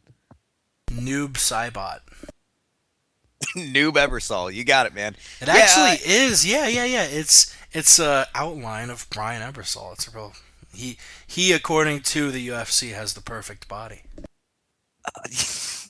Anyways, Eric Koch did fight at lightweight in the WEC, and he didn't do too well over there. I think he's undersized for lightweight. The tractor, Rafael Oliveira, isn't very good. He's solely a grappler. I think Eric Koch is going to blast him in his stupid face. Word up. And our boy Ray, like we said, he's got a pretty early bedtime because he works early in the morning. He's got kids to feed, and that's not even a joke. He literally has kids to feed. Ray, I understand you got to pop off very shortly, so really quickly, let's get a rundown. Rory McDonald versus Damian Maia. Who you got in that one? Ray, are you there? He might have already gone, man. Yeah. No, I'm here. I think that's a really, really good fight. I'd like to see Maia win. I think Rory Mac's going to win. He's got Rory Mac. Co-main event, Cormier versus Durkin. Does Durkin have a chance against his former training partner, Cormier? I don't know a lot about Durkin, so I'm siding with Cormier at the moment. Ronda Rousey versus Sarah McMahon. Who wins the women's bantamweight title? I'd love to see the upset, but I'm siding with Rousey. Word up. Well, Ray, what interviews have you done lately? Where can we find them? And make sure to follow him on Twitter at MMA Mental. Yeah, focusing on post-fight interviews. So go to the MMA Mental YouTube channel. Obviously, follow me on Twitter at MMA Mental. I've got Joey Proctor. I'm chatting with Joey Proctor tomorrow, talking about his fight with Marcello from the weekend just gone. So yeah, check him out on the YouTube channel MMA Mental. And if we want to hear your sweet velvety voice commentate, what fight organization would it be for, and where could we find that? Cage Contender. They've got a big card coming up on April 26th. It's going to be on in North America. It's going to be on the Fight Network in Canada, and it's going to be on. Oh God, it's the Fight something in America as well. I was speaking to one the other day. It's one of the networks. I know there's lots of networks over there, and in the UK, it's going to be on Premier TV. But I'll get those details when I'm on next time. I've got all the details. But it's on in North America as well, so that's something to look for. And there's 4 UFC veterans on the next card. Hell yeah. Anything else you want to shout out before you go? I think the website is mmamental.com. Yeah. Also, check me out on yourmma.tv. That's a website as well. I'm writing for them now as well. mymma.tv. Your MMA. That's it. Yeah. Jake Walters. MMA. That's what I said. Yourmma.tv. Thanks for checking it out. It's mental. MMA Mental. Ray, we need to get you to start using the word mental more so I can scream and be annoying and interrupt you whenever you say it and scream MMA Mental. We love the shit out of you. Take it easy. We'll see you next time on the Roundtable. Love you, dude. Thank you. See you. Love you too. Bye. Later on, buddy. And there he goes, Ray Thompson. He is a consummate professional and a beautiful man. He's seriously, I know most of you guys aren't friends with him on Facebook or anything, but Ray has lost a tremendous amount of weight training for this thing. It's really inspiring. Couldn't be a nicer dude. Uncut we will move wiener. on, though. Yeah. Uncut wiener. That's right. Let's move on to the Fox Sports 1 prelims. We got 4 fights on it. Those 4 fights, I struggle to find. There it is, UFC 170. Those 4 fights, all 4 are really, really good-ass fights. And usually I don't say this about a Fox Sports 1 prelim, but this is an incredible lineup. First, we have what literally could be, the winner of this fight could be facing Ali Bagatunov for the next title shot at flyweight. These are 2 dudes who are up there on the flyweight rankings. We have Zach Funsize Makovsky coming from RFA, taking on Joshua Sampo, both of them on very impressive rolls. The winner of that will be in a very good position as far as the flyweight title picture is working out. 2 bantamweight fights, originally in a fight that was supposed to be Lucas Martins versus Brian Caraway, which I fucking hated, because Jay and I made a bet literally a year ago that Brian Caraway would lose his next fight, and Brian Caraway still hasn't fought since. And when they matched him up against this bum, I was like, oh no, not a bum, but someone Caraway could probably take care of. I was pretty bummed out. But luckily, Caraway got injured. Aljamain Sterling coming over, one of the biggest bantamweight and one of the biggest MMA prospects, period. Probably the biggest bantamweight prospect out there before the UFC got him. Aljamain is a beast. He is the 135-pound version of John Jones. Just watch his highlight reel. I talk about him all the time, mainly just because he's a cool-ass dude. He's taking on Cody Gibson. Another bantamweight fight. Rafael Asunciao is taking on another UFC incomer, I believe, coming over from RFA. He defeated Billy Daniels at RFA 12 back in January, signed by the UFC to take on Rafael Asunciao, who's on a 5-fight winning streak after losing to Eric Koch back in 2011. His most recent win, a split decision victory against TJ Dillashaw, which if you know anything about Dillashaw lately, he has been a man on fire. He put it to Mike Easton in his last fight, so that will obviously be a war. Finally, we got a women's bantamweight fight which also has an incredible amount of title significance in the women's bantamweight division.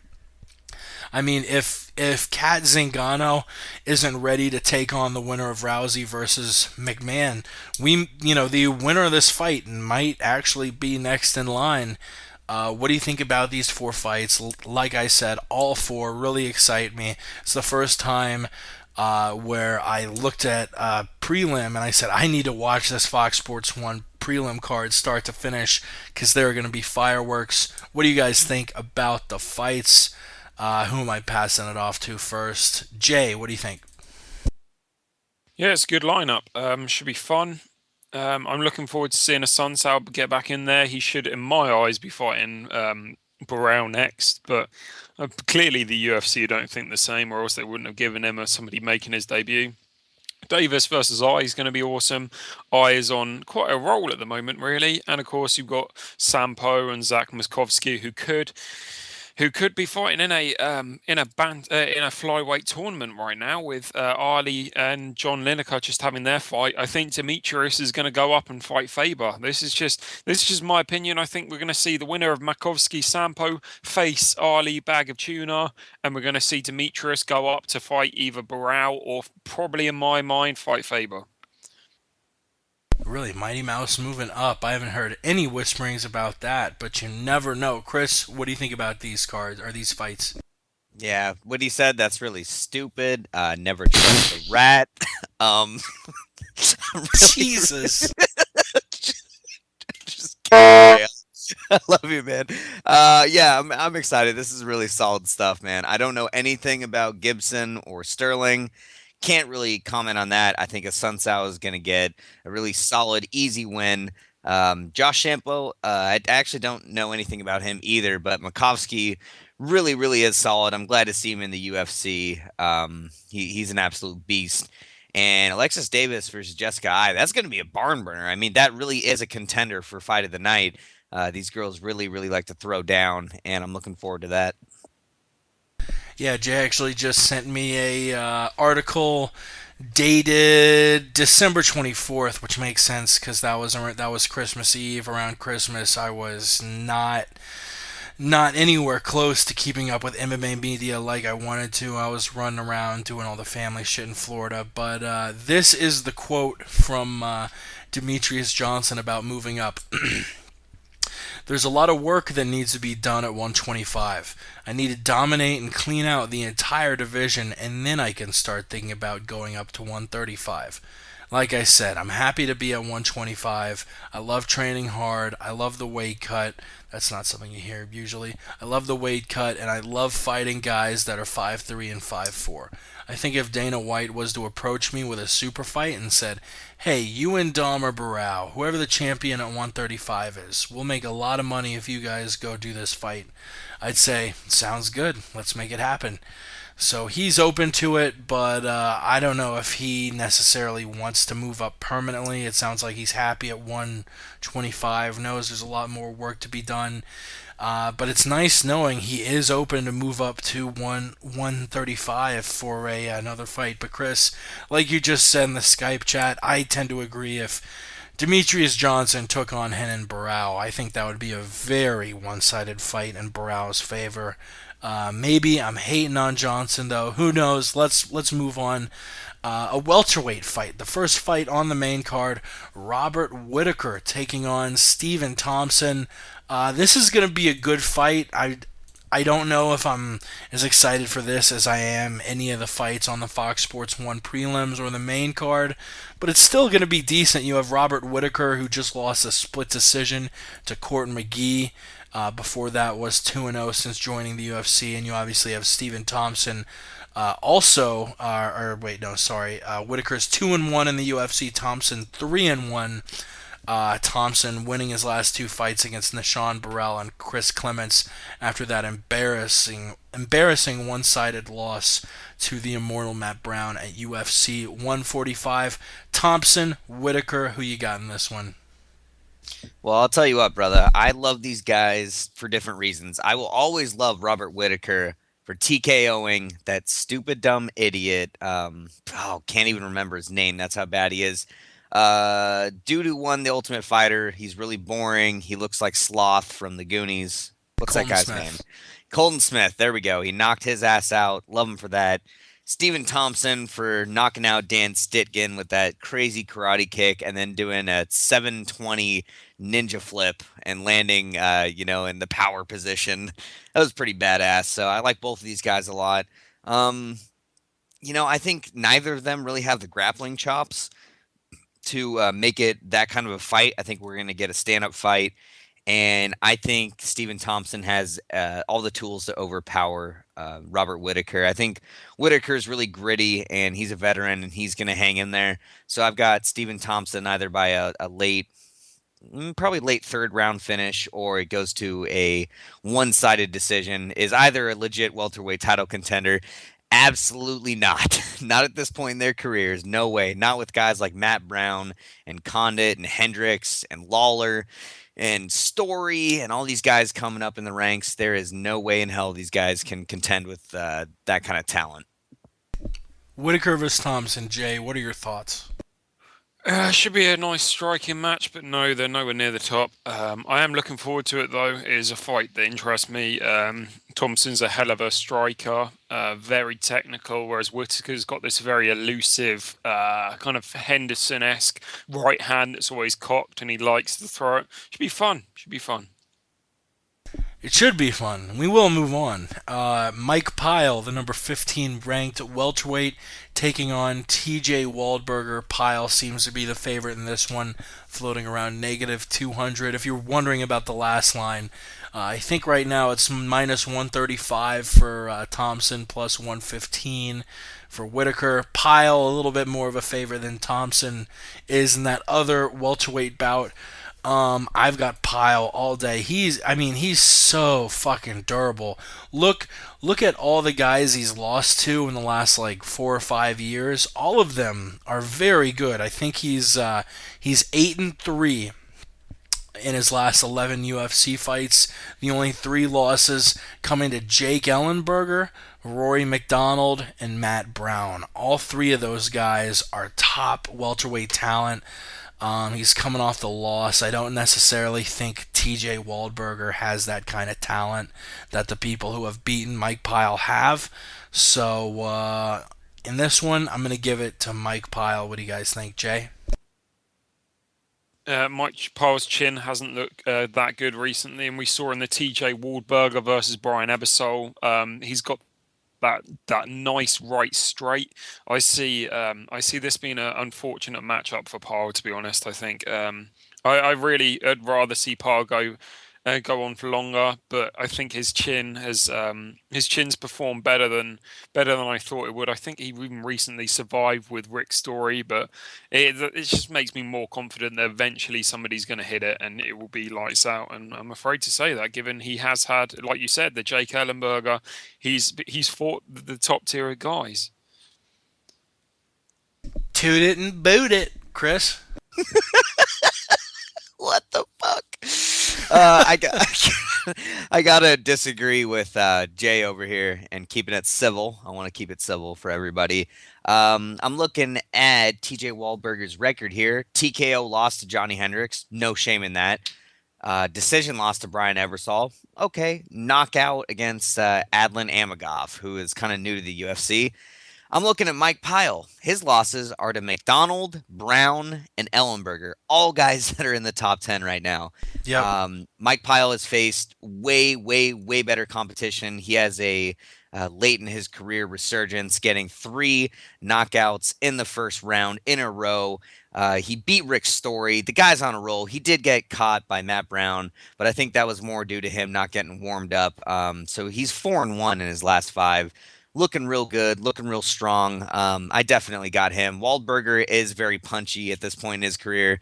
He's been finished quite a bit. He is a submission wizard, but there's no way he's ready for the kind of pressure that Mike Pyle's coming up with. Yeah, I have Mike Pyle by first round KO. The only reason he didn't finish Rick Story is because like I've said on other shows, Rick Story is a motherfucking brick. Let's move on. The co main event: Rory McDonald taking on Damian Maia. As far as the odds go here, even though Rory is coming off that loss to Robbie Lawler, he is a pretty big favorite in Vegas. He's minus 280 to minus 300. Maya only plus 250. A very, very sizable underdog. Maya also coming off a loss to Jake Shields via split decision. Rory was on a tear. He'd beaten BJ Penn and Jake Ellenberger before that loss to Robbie Lawler. And that loss to Robbie Lawler, he sort of lost a title shot. I mean, if he had beat Robbie Lawler, we would probably at UFC 171 see Johnny Hendricks versus Rory McDonald for that welterweight shot. So Rory's trying to work his way closer to a title shot. I don't know if I agree with the odds. I think this is going to be a closer fight than Vegas tends to think. But I'm still going to go with Rory Mack here.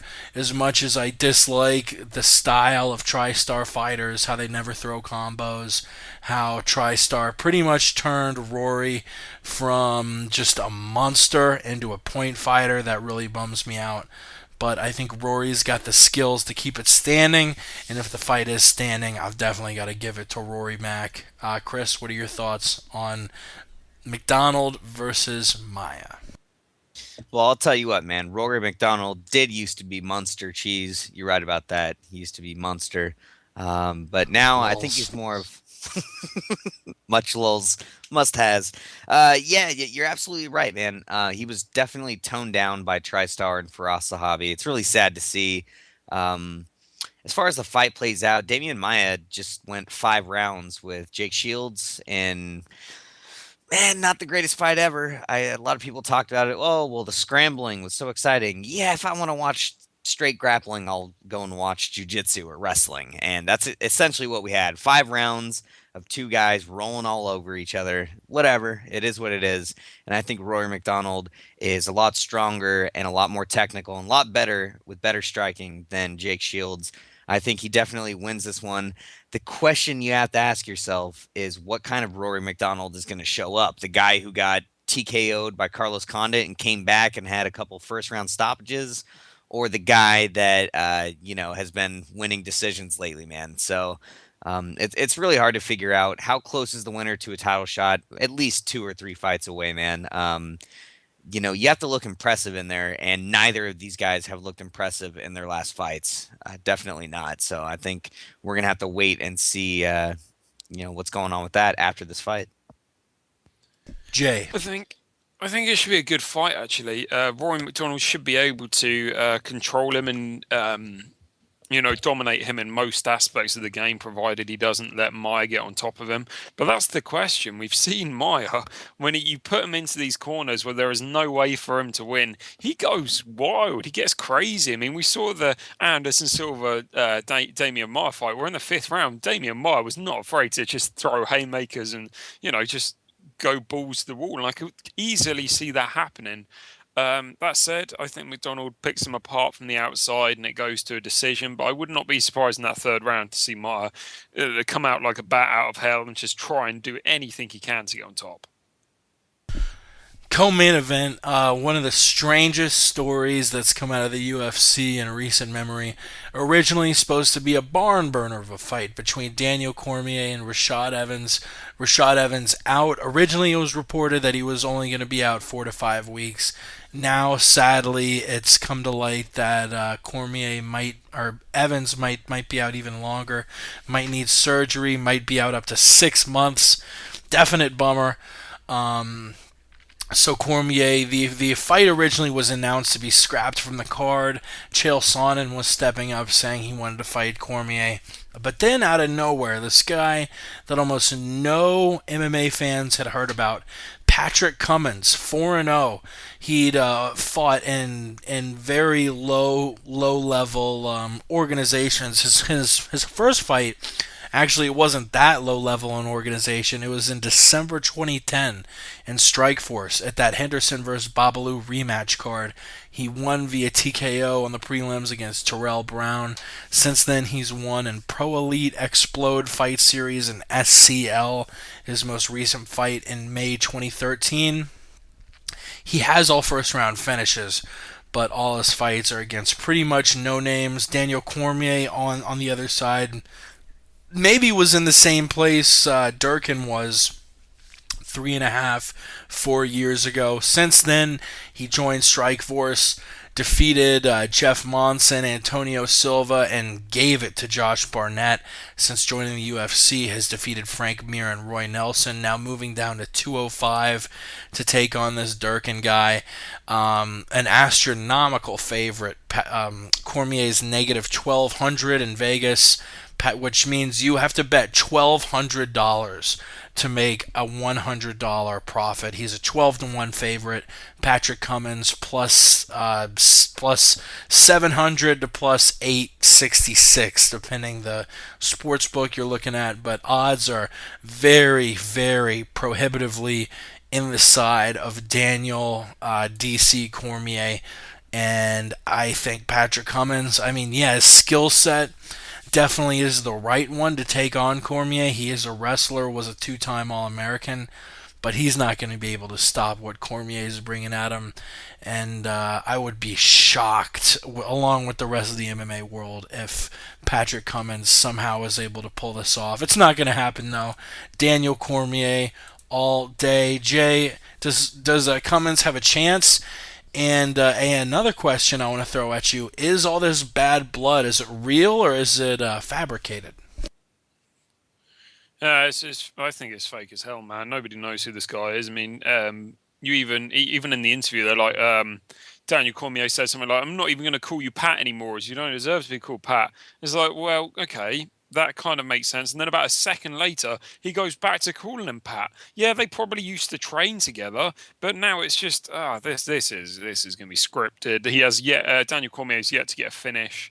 They want a knockout for a finish in the UFC, I should say.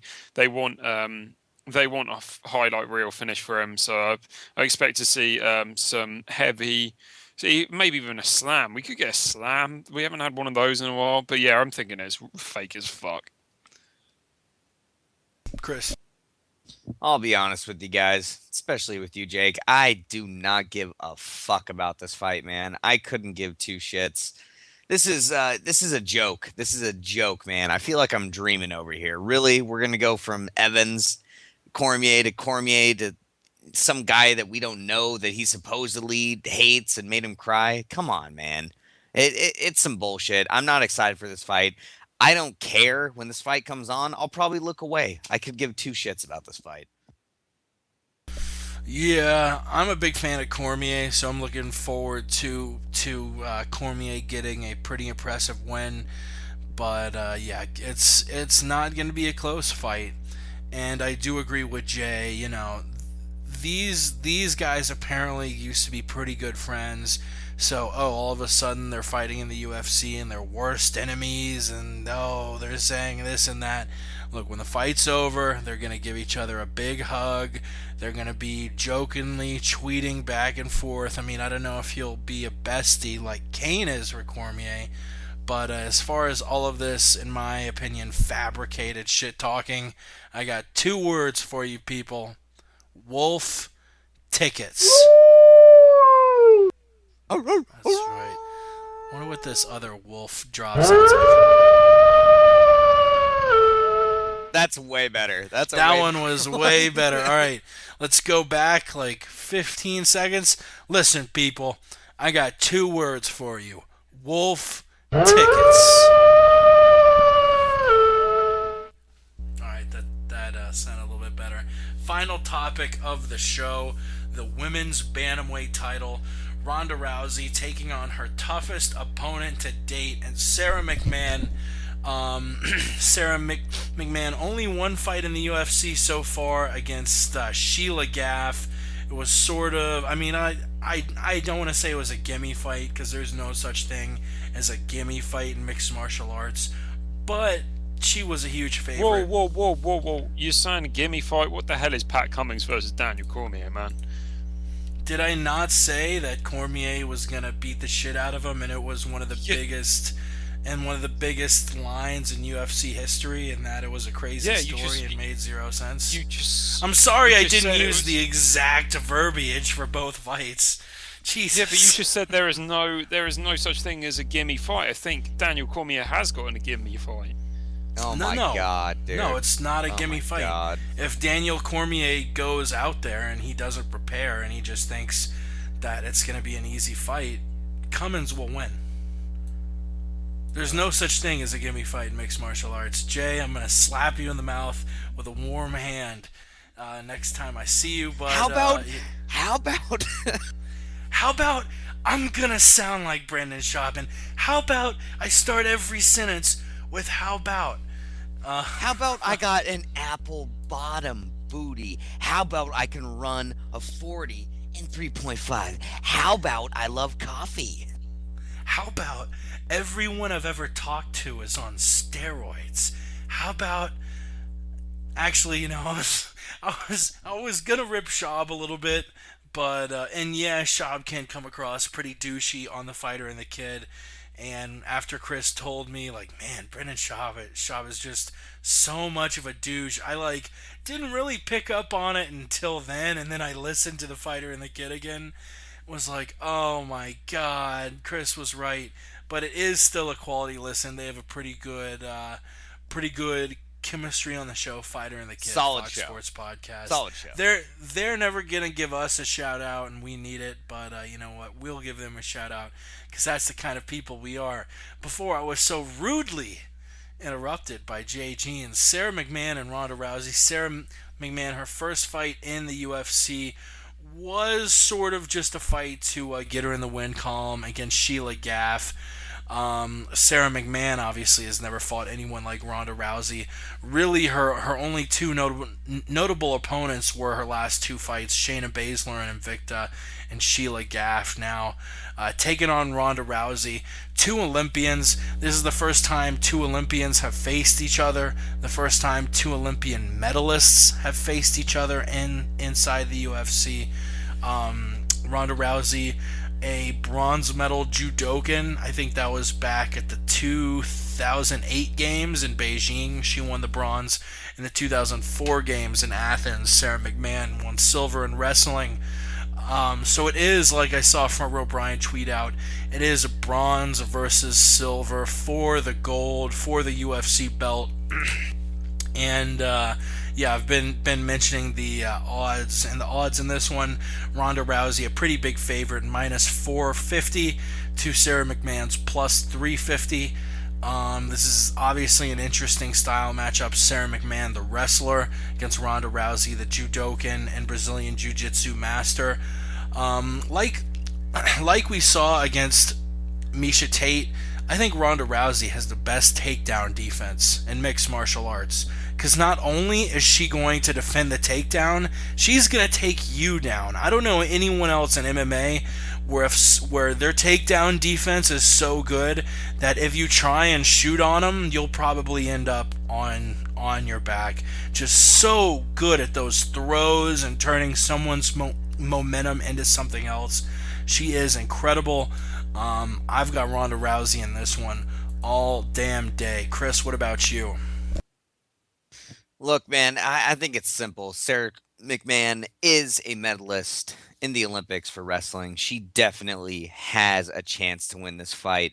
But the problem is we don't know that much about her. She has one UFC fight, which she won against some German chick in the crucifix position, and she dealt zero damage. Like, she hit the girl a bunch of times, and the ref stopped it.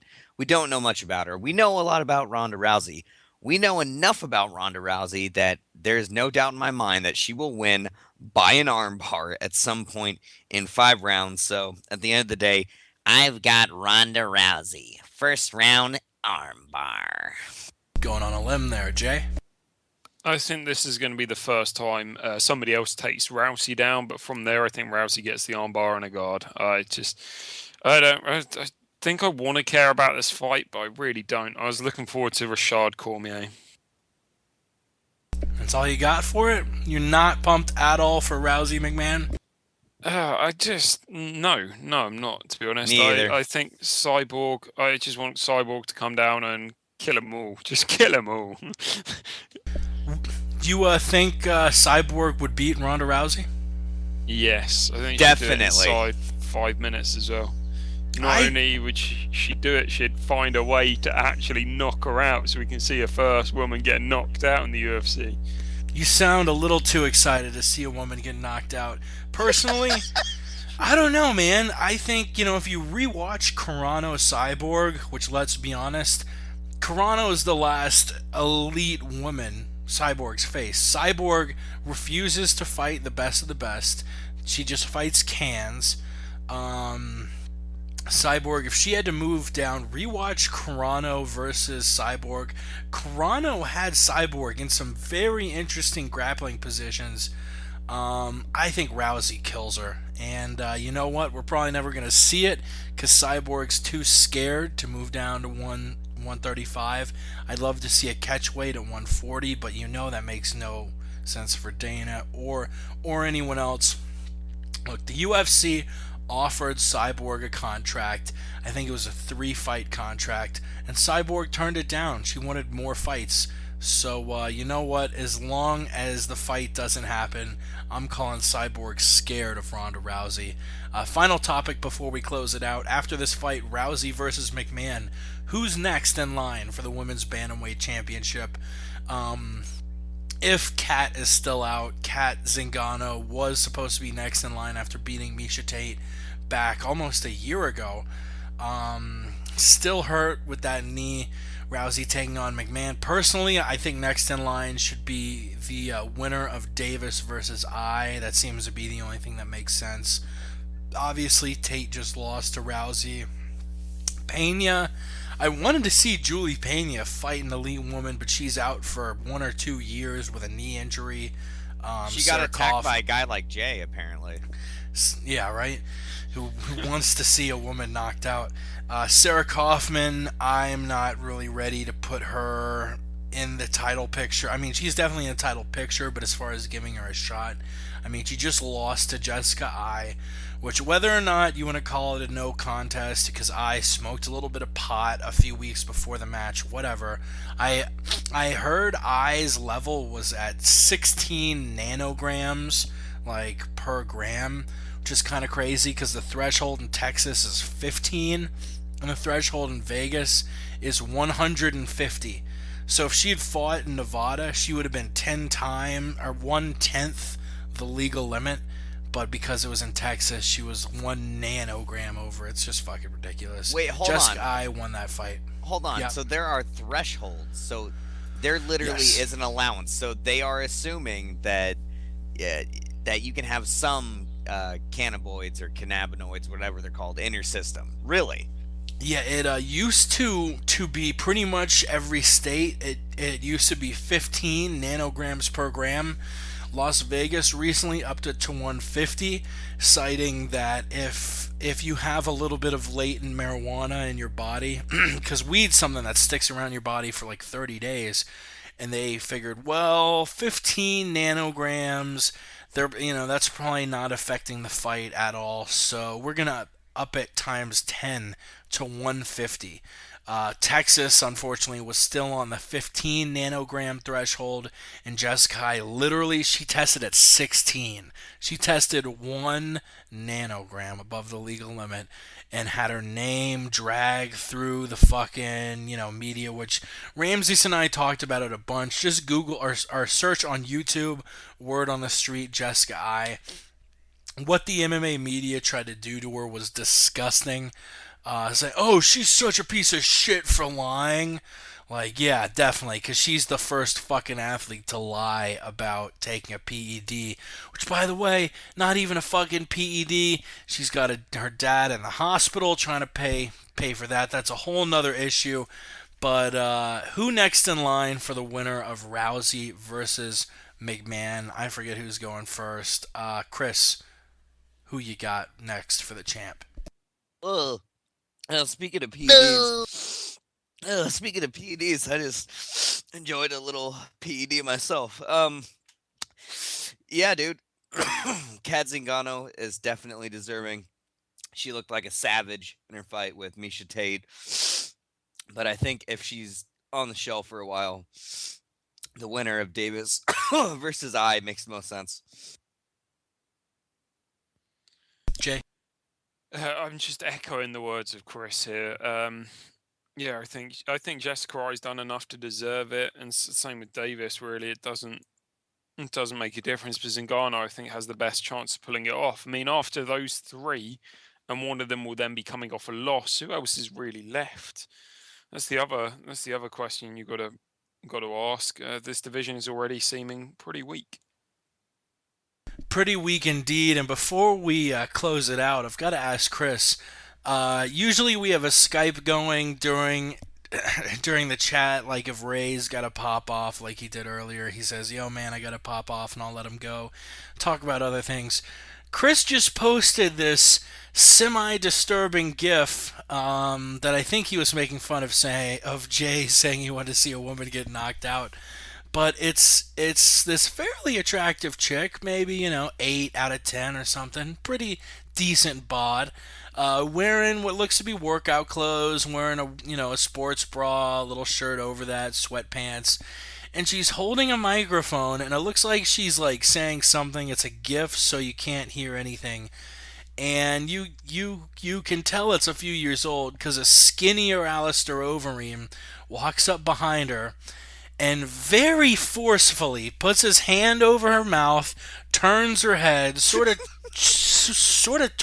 twerks her neck a little bit, then grabs her body. She's flailing around like, what the fuck?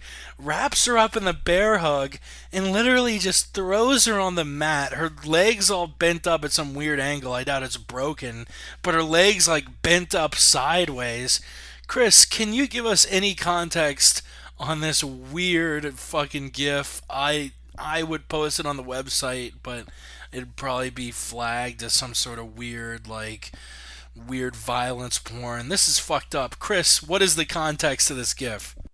Well, Jake, it's actually nothing too serious. This is at the height of Alistair Overeem's TRT horse meat fueled, roid rage, and this is Holland. Remember, this is Europe. This is the same area where they have the red light district, and they got all kinds of crazy kickboxers and everything. And I think this interviewer really is into that stuff. Like, she does other sports interviews where like football players will grab her and throw her into walls, or soccer players, whatever, man. So I wouldn't take anything too seriously about this. It's very European. Jay Jeans, the man, found a video for this. So closing the roundtable, let's listen to audio of Alistair Overeem beat up some chick. Was hem. Het was leuk. Het was leuk, maar het was ook een beetje eng. Ik ben wel iets wijzer over de vechtsport. Ik heb wel veel geleerd. En ik weet niet of ik het echt niet voor mij is. Alright, that didn't sound as entertaining it was, mostly because the broad wasn't speaking in English. But, yeah, Alistair Overeem just grabs her and throws her to the mat with a big old smile on his face. Alistair Overeem, you are the hero of the week, tossing around women like it ain't nobody's business. I guess that just about does it for the MMA Roundtable. Like we said before, check out our boy Ray Thompson at MMA Mental. He's always doing big interviews over there, doing post-fight interviews, so he's not literally there like Ariel, but he's contacting people, talking about the recent fights. Check him out over there. Check out our boy Ross Finkelstein at Ross Finkelstein, E before the L. I swear I came up with the phrase E before the L, but I'll go ahead and let Ross take credit for it. Ramsey is at the Aunt Jimmy show. Our boy Yao _ the truth. Our boy P Money, Sweet Pappy Jones, Buffalo Dave 10. Who else? Alan. Westland Eagle AH. Yao the truth. I don't know if I mentioned him. Jay, where do we find you? I was about to say in the bushes outside your house. In the bushes outside your house. Waiting to He's throw gonna you be like that broad. He's gonna be masturbating, watching you change, whether you're a man or a woman. He's into that kind of stuff. So just to be sure, you also want to check me out on Twitter at the JJeans, JayJeans, just to make sure I'm not outside your house, because it will be somebody's. You might want to sometimes give out the address and location, and normally tweet updates. So check it out, guys. I just saw Jake take off his pants. Smiley face. Also, he hides in people's showers, so watch out for that. Chris, where can we find you? Well, if you want to learn how to be a total rotten cheater and a dirty creep, follow me at the real JJeans. That's right, the real JJeans. Or you can follow Chris if you want to learn about how to do magic. How to do magic, how to fuck walruses, how to kiss boys, what else? Hey! How to eat hay. Follow him on Twitter at @CLowenstein. I love the shit out of these guys, and I love the shit out of you giving us support. Don't forget to visit awaketours.com. They got half off of July 4th UFC weekend. The promo code there is MMA Podcast. Once again, all the positive feedback. It wouldn't make any sense for us to do this if it wasn't for you. So thank you, and we'll see you next week. We go! Rocking with Irish science, silencing all these idiots caught up in all their ignorance. Two clans fighting under the same banner. We all got love for this ground game, and that's all that matters. In the balance, the teachings of the grandmaster. I'm trying to master the system, that's what I'm after. And stay true to the craft, spark trees to relax. Old school lyrical lace in the track. And I'm working the angles on me sharp and precise, man. Back in the day when I was learning to rock in this mic, paying homage to the classic shit. Dilated, undisputed heavyweights repping Los Angeles. And yeah, I do this for the 213. The slogan could flip down, you know I'm with that G. So fire in the hole, slick with the flow. High caliber rappers is here to shatter the fucking mold.